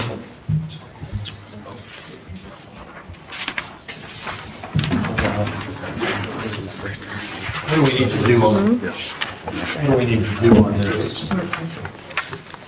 Well, I don't know if Mr. Nicholson wants to give any testimony, whether there are issues out there, and whether they're incorporated. There are existing trees that we did 50 and some of the improvements. Yeah, there's nothing removed to build the parking lot, but I've planted 29 trees 12 foot and over, evergreens. I mean, I have pictures of them here, as I saw that note on there, so, I mean, I do have exhibits here of what I've planted. I mean, they're all monsters, they're all 12 foot. I put 3 in the front, they're 25 foot.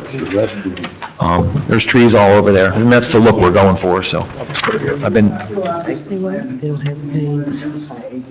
Good. I know. Yeah, I showed. It's showing it on the other All one. right, to address number 20. Did Gus see that? Number 20, I was working on 11. Well, 11, he said they planted, so I'm assuming that was what, Mr. Nicholson was referring to. So, Mr. Nicholson, you're going to add the new plantings to the, Yes, the last turn, yes, he's added some voluntarily, I'll have to come on the plan. yeah, add them to the plan. All right. And then 12 is impervious surface. Did we cover that already? Yeah, we did.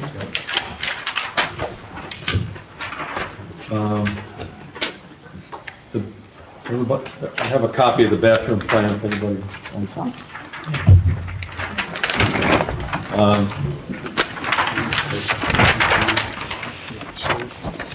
We're going to mark that as an exhibit.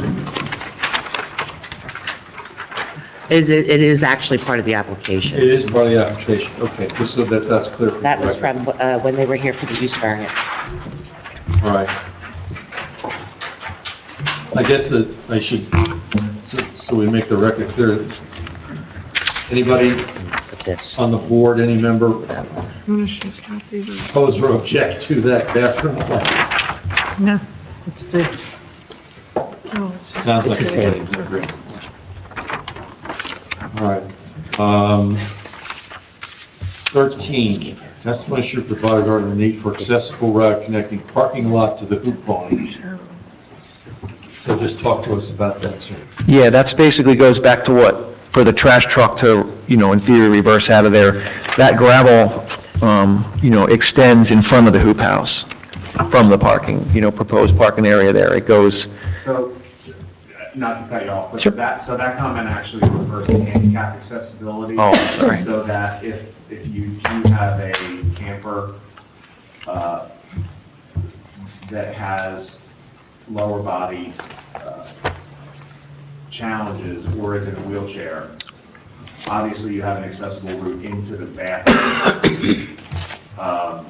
And that complies with the code. The question is, if the children are going to be going into the hoop house occasionally for lunches or for any other activities, if it was inclement weather, Oh, well, they won't. That's really only for storage. That was our way of having a farm look, but, it says storage, basically only used for storage. There's just school stuff in there. All right, So- I thought the testimony during the use variance was if it is raining, that they would eat inside the hoop house.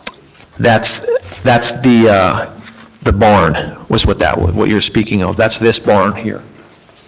Oh, so the kids will be eating inside the barn? No. The barn is only there for, in a thunderstorm. That would be the only time the kids would ever go in there. There's zero indoor classroom. It's strictly outdoors. All right, so the hoop house is literally just storage? Correct. The teachers or the counselors and the children will not be going in there? That's correct. So if it is raining, they just eat outside of it on a picnic table? Yeah, they have exactly. They have like little tents, that they have in their little outdoor classrooms and stuff, and Scott, just to let you know that when they submit this building for the bathrooms, obviously the architect is going to have to meet the new code requirements for ADA this year because they've included now scooters. So the radius that's here, the it looks like 5'7", we won't know if that is under the new regulations or not, or if that's just for a wheelchair use. So once we get that, we will, in the construction office, make sure that they meet those guidelines. 5'7" is the new. Is it the new? Okay. Correct, yeah. Because he doesn't have any code section or anything. Yeah, it was the 5 foot for decades. Yeah, So I because they think changed it for 5'7" the is scooters. All right, so 9, the restroom building is approved by the board subject to updated code compliance, right?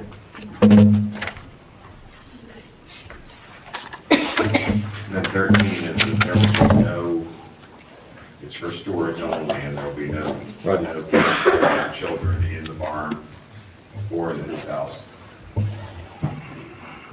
All right. Buffers. All the existing buffers are remaining, Yeah. Sounds like it. the existing trees. Has there been additional buffering added? You mentioned about additional trees planted. I don't know whether they would be in a buffer location or not. I've been trying to plant accordingly to fill in any spots from the road to try and, go unnoticed. So, I'm trying my best to plant screens, wherever I can. It's, it's pretty well hidden back there, and that's kind of what my plan is. Plus, we're trying to hide, the theory would be to try and hide the roads from the campers as well. We're trying to give them a, nature type experience. I'll get this. Do we need a variance from the buffering requirements to accept what's there? Well,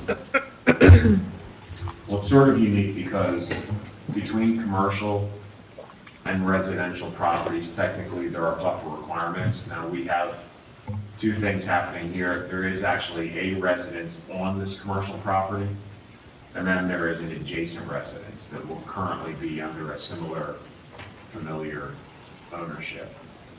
There is significant distance there, and there are trees existing, so the board may look at the existing conditions and say that the intent of the buffering requirements are met.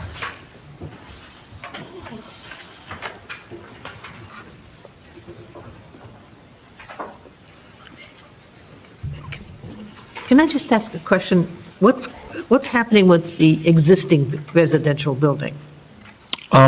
That's just going to remain as as a residential building. That's where my mom's going to eventually live.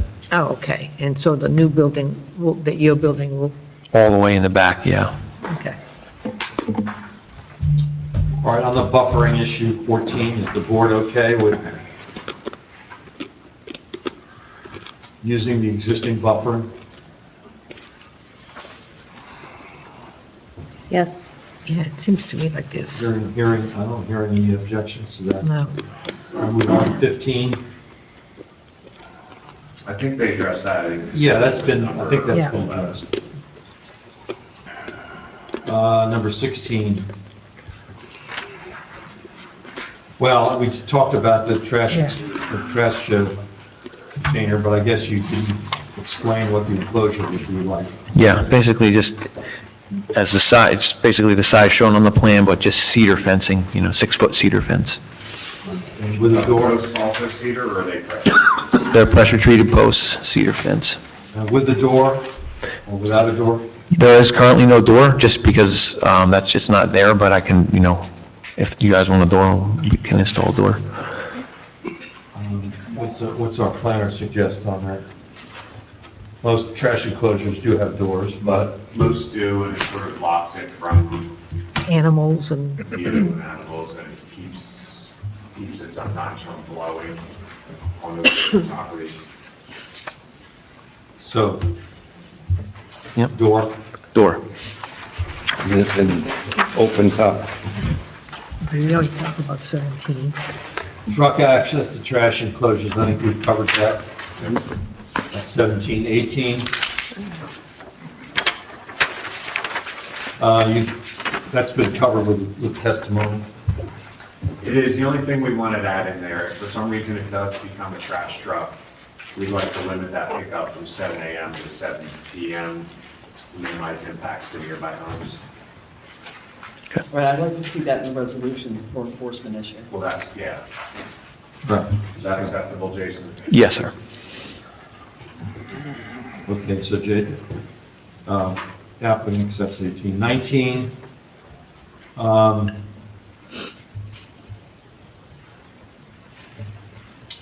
buffer blocks for the parking.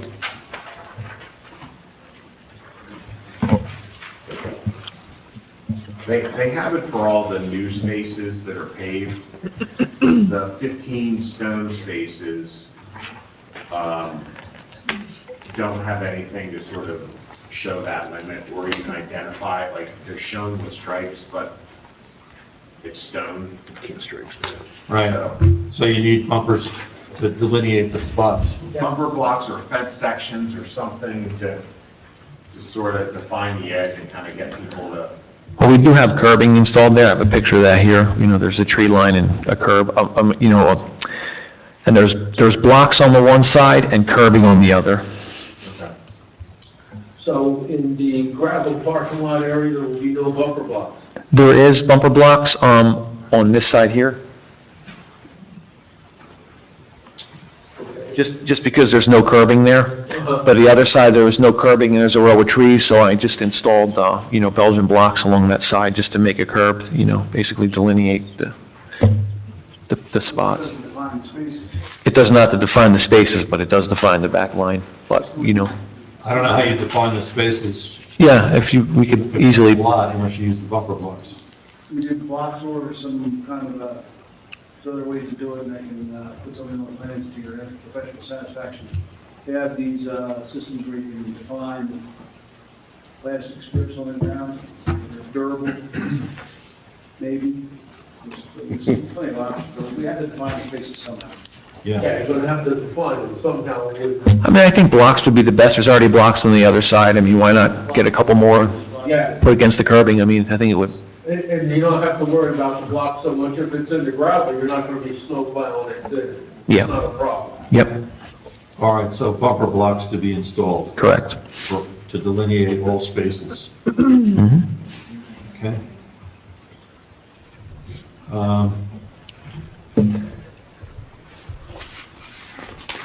20 is sort of informational. 20 is, when you say it's accessible, you mean handicapped accessible, don't you? Yeah. And there's one designated. On the Is there new a second? space. No. There's just one, so they'll have to shift that because the barrier free subcode requires one for up to 25 spaces and two for 26 to 50. So if you went the other side of the handicapped separator, and put the other one there, does that work, or do they each need their own? No, they can share an adjacent aisle. They just have to go to the 888. Actually, no, the 5 is fine. But that space next to it would end up being an accessible space. Yeah. You see that, Mr.? Yeah, I do. I think my point here would be also that the 29 spaces provides a time to contrived number, just because it's convenient that they're there. We strike this out because the where it exists, if it was smaller within 25, it's still adequate to the applicant, whether they should be penalized with an additional 4 spaces. I don't know if it's necessary to have that second space. Well, I don't believe the board can waive handicap accessibility because it's state and federal. So you either have to revise the plans to only show 25 spaces, and the board would have to be in agreement with that, or put the other ones in. The only other option the board could do, and I don't think it would be inconsistent, would be for 9 of those spaces, or 6, or whatever the math would work out to be, for those to not be called parking spaces, but for those to be called camper drop-off locations. Loading zones? What's that? Like a loading zone? Yes, exactly, like a camper loading and unloading. If we call it parking space, it has to be counted towards accessibility. Drop-off space may not. We have 29 spaces, right? Yeah.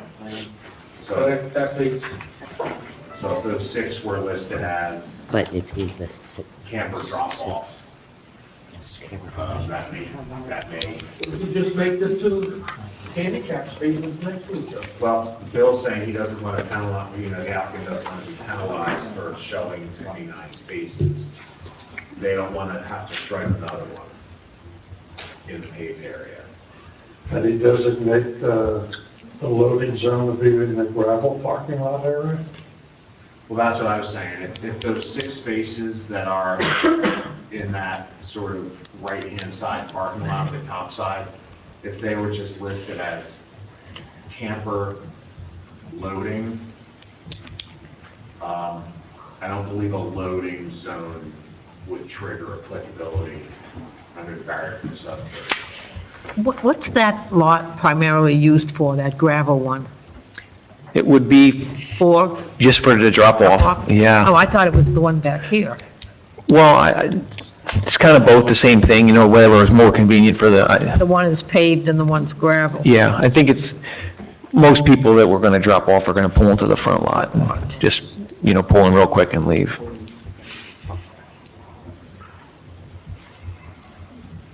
So we're related 6 of those as drop-off spots.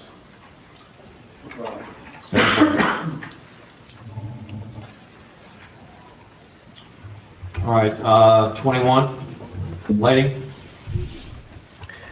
Oh, existing versus proposed. yeah, so I wanted to take note on that, because I don't know if this was talked about before. They were talking about putting a light on the side of the building, and as there is now, there's a light on the front, there's a light on the back, and then there's a light on the house. So that thing's already lit up, like I have pictures of it, I took it, because instead of hanging a 3rd light on the building, I'm trying to keep it as rustic looking as possible, because it's kind of like an old cool looking barn. I just don't really think it needs it. Like, I have the pictures here that I printed out, and it's pretty, besides the fact that there's really no nighttime operation there, it is lit up, very, very well. I was just trying to save on some more money and, because I just don't think it needs it. Jason, can I ask, I believe those lights you're talking about were there Mr. Sloop on the property, am I Yeah, correct? that's correct. Yeah. I have pictures of them here if you guys wanted to see. Like I said, they're always on. They don't even turn off for some reason. I don't even know how he has them wired, but they're always on, so. The main point is that your hours of operation stop at 4, right? Yeah, they stop at 4, so there'll never be any nighttime activity. All right, so your testimony is, and your engineer confirms this, that there's adequate lighting as it is existing. Yes, in my opinion. Wetlands delineation is 22, or letter of no interest. We had our environmental consultant go and look at all the wetlands are further than 50 feet away from all the improvements. We had that all checked out. Do we have a letter From the state? from the state? No. Yeah, that was agreed to at the use variance testimony, because I think we had mentioned the property to the south, their letter of interpretation actually shows regulated lands extending up onto this lot. South means below. Correct. Now, are we talking about the properties to the right of this? I think it was Lorenzo. Yes, there are, They had significant there are wetlands. spots. Some of those wetlands extended onto this. Yeah, but wouldn't affect the commercial site, would it? So that was a condition of the prior approval, and I don't believe that, I'm not certain what parts of the property or properties it may or may not affect, but one of the notes from use variance testimony was that an LOI would be sought or a letter of no interest. I guess presence or absence. Presence or absence, I would do, I'd probably do a footprint of disturbance, because there are wetlands on site. So I do a footprint, I do an LOI, so it covers all the bases, I'll get an LOI. Okay. All right, so that's agreed to. That's 22. 23, the last one.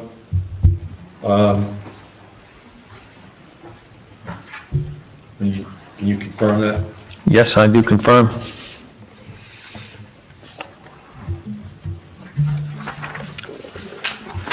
Marty, do you have anything? Okay, I think we covered most of the waivers and questions I had, we covered. And we have a preliminary and final checklist. We have 3 waivers that we're asking for.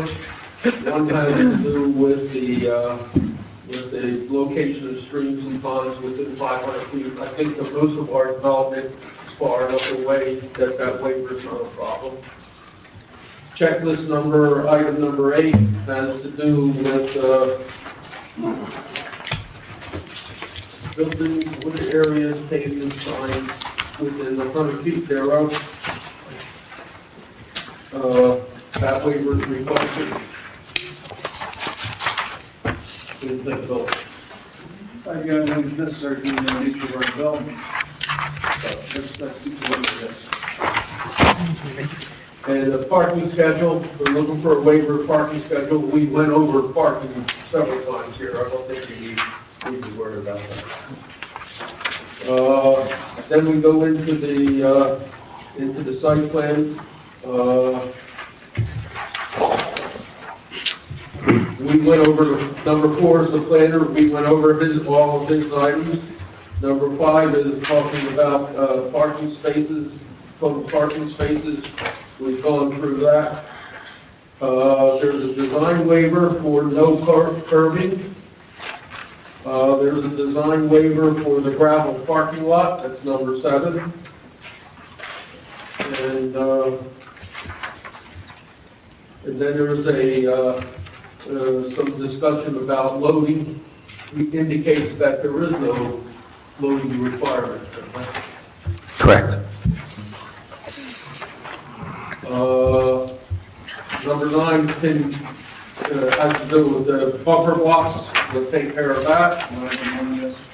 Number 13 and 14 has to do with the proposed residence in the back. And we'll take care of that when you submit the building permit for that house. Okay.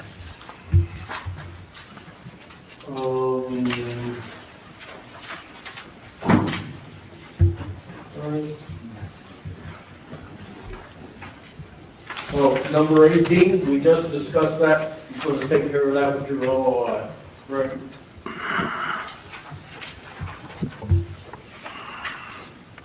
I think we're good with that.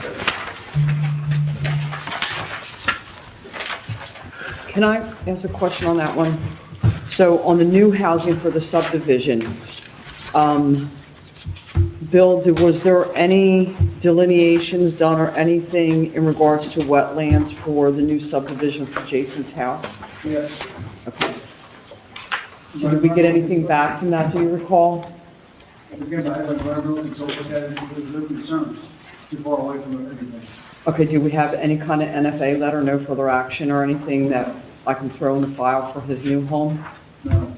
Well, that's why I think Bill said that he was gonna, because that was done as part of the overall use variance. Okay, So I think Bill said that. You were going to delineate that. That there was gonna be an LOI to address that, and I assume it would then cover both of those parcels.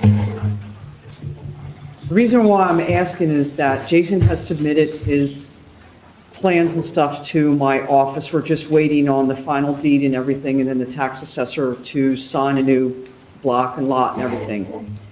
And once we do that, he's looking to do footing and foundation. I just want to make sure that I have something in the file to cover our office, that we don't have to worry about any wetlands. So I just need something stating that it's all good back there. We'll get to that.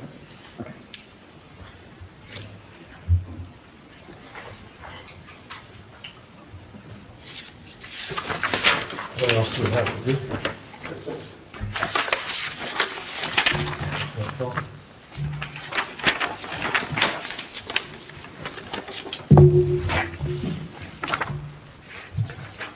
So we're looking to grant final site plan approval with variances. And waivers. And waivers, yeah, design waivers, that's right.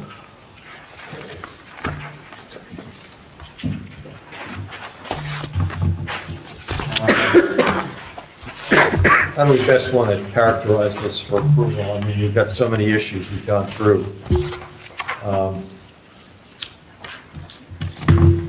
I make a motion to Public comment. simply approve final site plan and grant the variances discussed and the waivers discussed.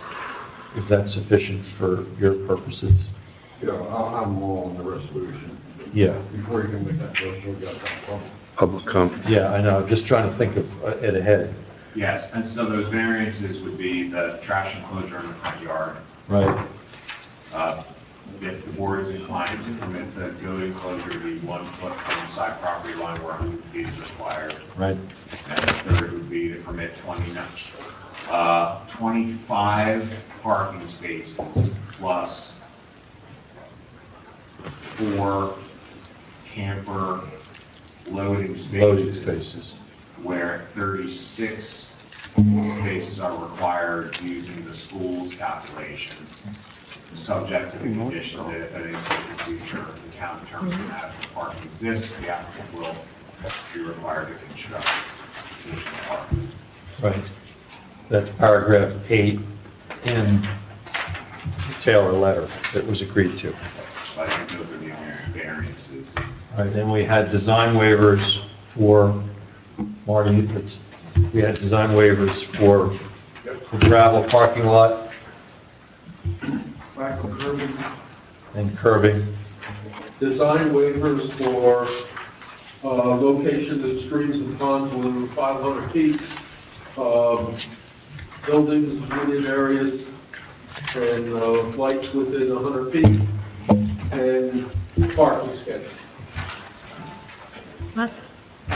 Scott, I have a question on the new outbuilding for the bathrooms. Is there a COA fee required on that?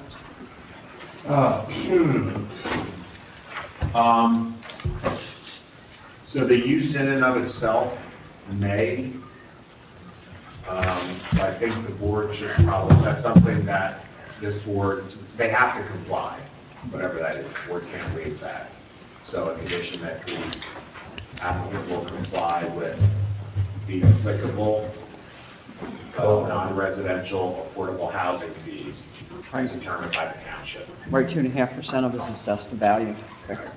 So there will be an assessed value, so I think that answer is probably something. Of new construction, right, of the new outbuilding, yes. So the public knows what we're dealing with. Now we've covered everything on the motion that we need.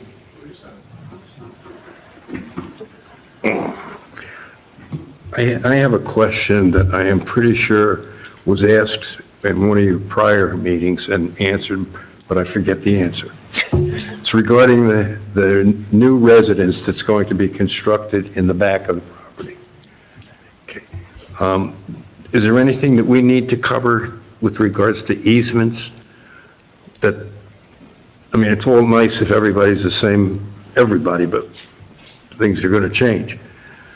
And I'm just curious if, at some point in the future, that residence in the back is sold. There's gonna have to be an easement granted at that time. At that time, we would do it, okay? So we don't have to do anything up front. But if we have a minor subdivision, that creates a lot for that house. It's a separate lot with separate access. With its own frontage here, and it's not one of the property, it's its own driveway. Oh, okay, Yeah, that lot doesn't have to drive through the camp okay. to get to the new home. I believe it's to the right of the property. Correct. Access. Okay. All right. Board members have any other questions or professionals? Sir. Mrs. Newcomb, we're good? So far, so good. Okay, do we have anybody online? There are a few people online. Okay. Let's do public comment. I'll open that now. The people online, if you can hear me, do you have any questions or comments? Can somebody answer me? They're not unmuting, so I'm going to assume as I have been for a Okay. couple years. So they have any public comments?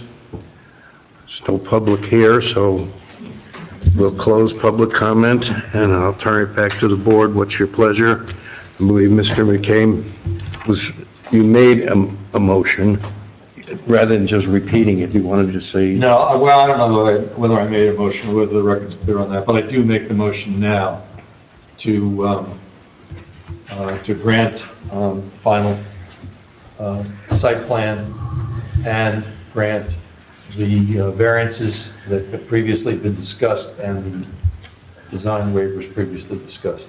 And preliminary too, right? Preliminary. Also, yeah. Yes. What was that? Waivers are included. Yeah. It's preliminary. I didn't realize it. It's preliminary and final? Okay, sorry. Do we have a second on the motion? I'll second. Okay, any questions on the motion? Hearing none, may I have a roll call, please? Mr. McKay? Yes. Mrs. Tyndall? Yes. Mayor Klaus? Yes. Mr. Tricocci? Yes. Mrs. Baggio? Yes. Ms. Casco? Yes. Mr. Bradley? Yes. Mr. Murphy? Yes. And Mr. Kroll-Pfeiffer? Yes. You're off and running. Thank you. Hope you happy Appreciate it. campers. Thanks for your time.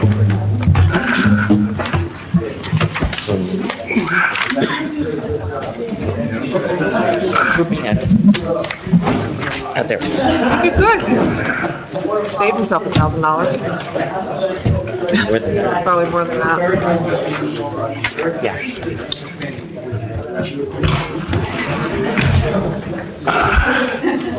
Okay, the next item on the agenda is, where the hell did I put it? It's the Foster Town Homes.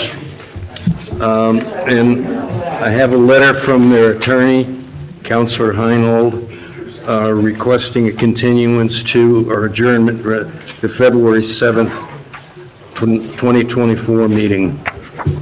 So I need a motion and second. And I'll motion. Who said that?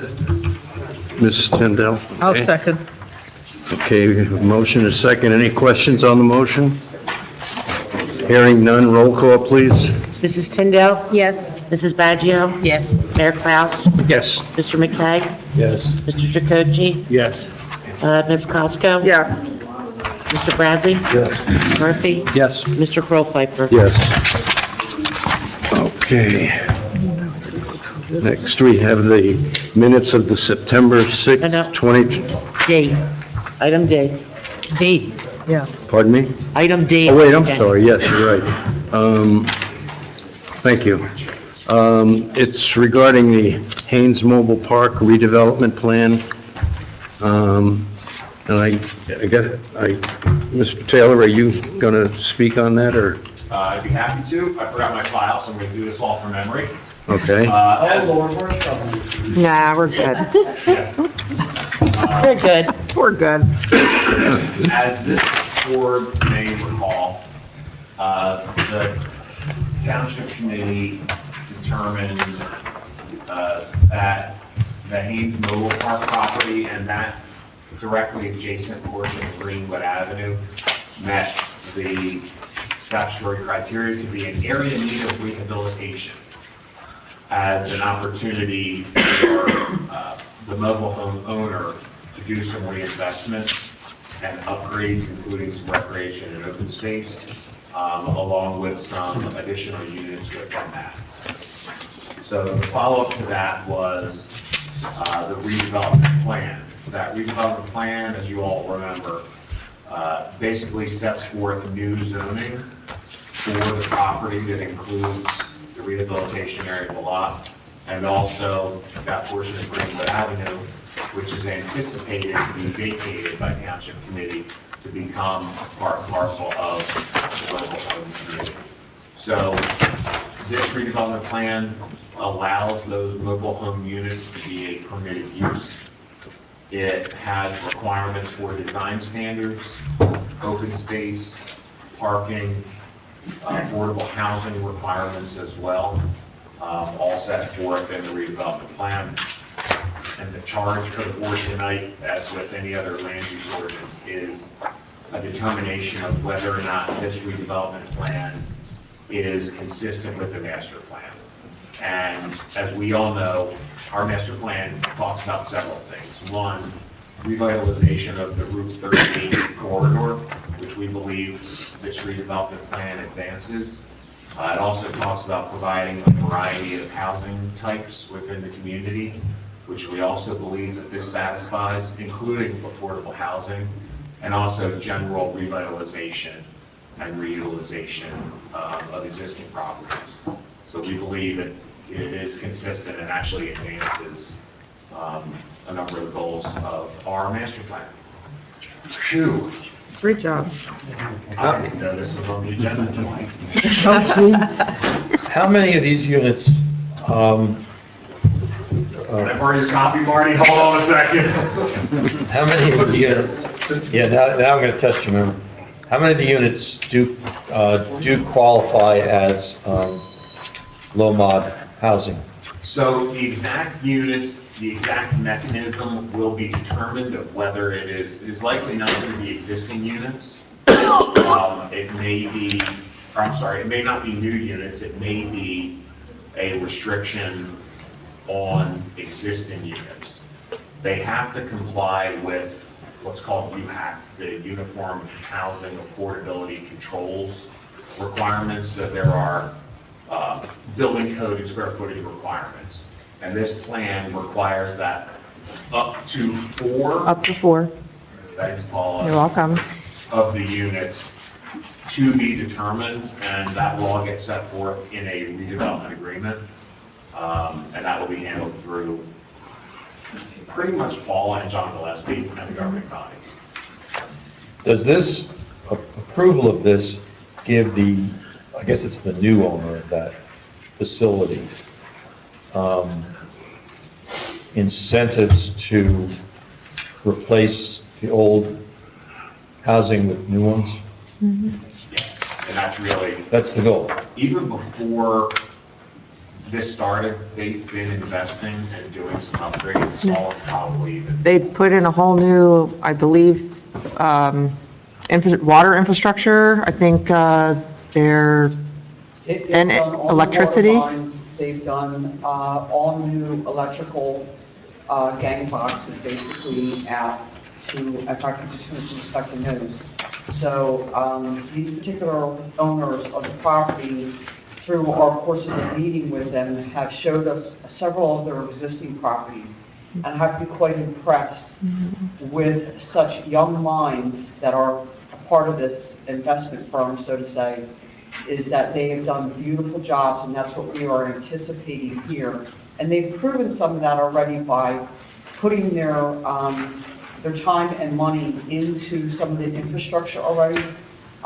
These homeowners that are out there were, for many, many years, we were receiving complaints of low water pressure, electrical where they can only turn on a microwave and couldn't even turn on a TV at one time. So these new people that own it have really helped out the existing homeowners already, who have reiterated how happy that they are compared to the past many, many years. A lot of these people have been there for a long time. The ownership arrangements usually on these things are that the homeowners, as you call them, own the trailer. Yes, They don't own the foundation or the utilities or anything else. Correct. Is that going forward, going to continue to be the arrangement? Yes. As far as our understanding, yes. So they do like a foundation rental, a land lease or? Yes. All right, just, I see that some of these things are supposed to be 50 years old. I didn't, Sorry? the remarks are that some of these trailers are perhaps 50 years old. Correct. They were supposed to get some information on that for us. We have Yeah, that. and we did do that as part of the rehabilitation and designation study from a couple months ago. And that was really one of the things that led to it. We know that we have a number of those units that are dilapidated and in substandard conditions. And then also, more than 50% of them are 50 years old. I mean, they might, at that age, a lot younger, they might not even be insurable. In other words, you couldn't get a fire insurance policy. That's one of the reasons that they are looking to upgrade a lot of these and also, I think, sort of methodically replace them as they can. The state and the DCA have requirements. In fact, I pulled it up today. They have their own standards for owners of mobile home parks. And the state's pretty, strict on them in regards to requirements that the owners of these properties, keeping them up to standards. That came into play, the newest one was in February of 2008. So the state is, as we all know, infamous on slowly doing things. But there is paperwork in play that these owners do have to follow, not just by our guidelines, but by state guidelines as well.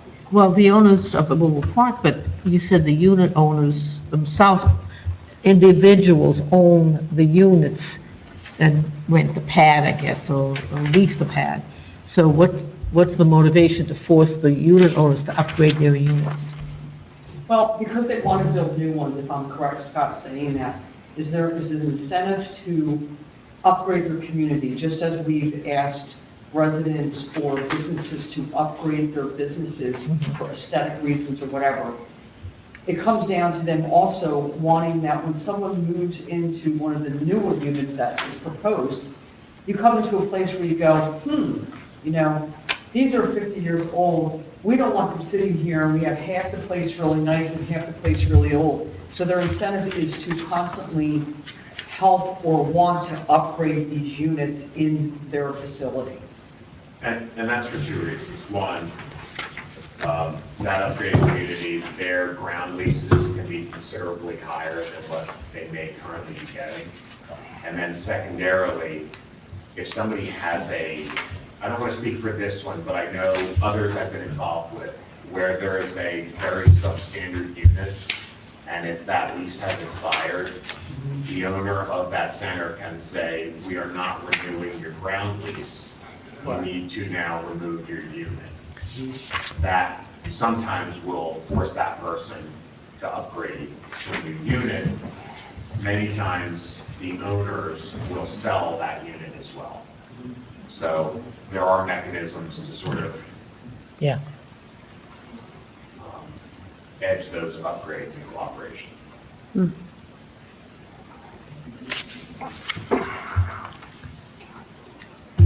Is there anything involved with this tax-wise?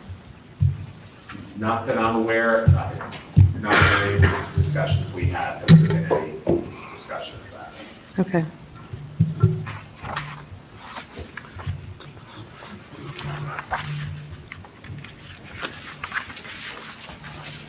So if the board concurs, I think a motion to determine that the redevelopment plan is consistent.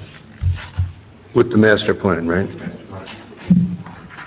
So moved. Well, I need a open public, don't we? Or not? Nobody here, but don't I have to go through the motion? There are members online, but I don't know that this requires public comment. This doesn't I require? don't believe it does, Bob. No, it doesn't. Oh, okay, then we don't have public comment.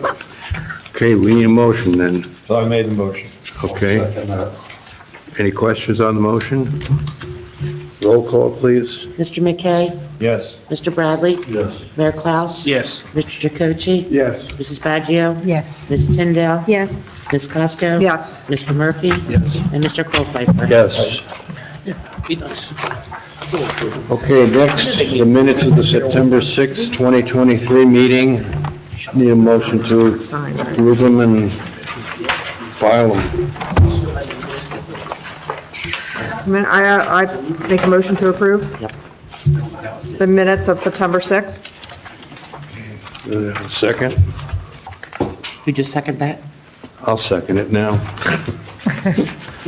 Any questions on the motion? Roll call, please. Ms. Costo? Yes. Mr. Colpfeiffer? Yes. Mayor Klaus? Yes. Mr. McKay? Yes. Mr. Bradley? Yes. And Mr. Murphy? Yes. Okay, number 8, resolutions. Before we do that, we have to amend the agenda to include Resolution 2023-19, adopting the findings and recommendation, the Hainesport Township Committee regarding the Haynes Mobile Park. So I need a motion to just amend the agenda. I'll make that motion. I'll second. Okay, any questions on the motion? Roll call, please. Ms. Costo? Yes. Ms. Tyndall? Yes. Mayor Klaus? Yes. Mr. McKay? Yes. Mr. Murphy? Yes. Mr. Bradley? Yes. Mr. Jacochi? Yes. Ms. Baggio? Yes. And Ms. Tyndall? Yes. I say you? I think I seconded it. You did, you already called us. Okay. Yeah. I'm ready. That's right. I'll tell you yes again. Okay, so we now have Resolution 2023-19 regarding the Haynes Mobile Home Park Development Plan. Need a motion to approve the resolution in a second. Second. Okay, any questions on the motion? Roll call, please. Mr. Bradley? Mr. Murphy? Yes. Mayor Klaus? Yes. Mr. McKay? Yes. Mr. Jacochi? Yes. Ms. Baggio? Yes. Ms. Tyndall? Yes. Ms. Costo? Yes. Mr. Colpfeiffer? Yes. Okay. We are now up to correspondence. We have 3 items of correspondence in our file. Look at that. Where the hell did you get that? Make a motion, we file a copy. I'll second. I can't believe it. Have a second? Okay, any questions on the motion? Roll call, please. Mr. Bradley? Yes. Ms. Costo? Yes. Mayor Klaus? Yes. Mr. McKay? Yes. Mr. Jacochi? Yes. Ms. Baggio? Yes. Mrs. Tyndall? Yes. Mr. Murphy? Yes. And Mr. Colpfeiffer? Yes. Professional comments. I have 3, sir. Make a motion, we continue them to the next meeting. No, just- Hanukkah, Merry Christmas, and Happy New Year. Hey, how about that? Okay. Very good. Those were your 3? Yes. You did the 3? Happy New Year to all. Thank you. Same to you. Thank you. I have a question, Mr. Kingsbury. Do we have, or do we need an update on this Beacon of Hope lawsuit? Not at this point, I need to speak to the attorney in the matter. You didn't have it. Okay. Board comments. Happy holidays to everybody. You know what's Pardon? Yeah. Yep. Yeah. Public comments. Nobody is in the audience public, so there are none. Anybody online with a There are public 2 comment? people still online. Hey, people online, you're still there? If you want to, Hearing none, close public comment. Need a motion of adjournment.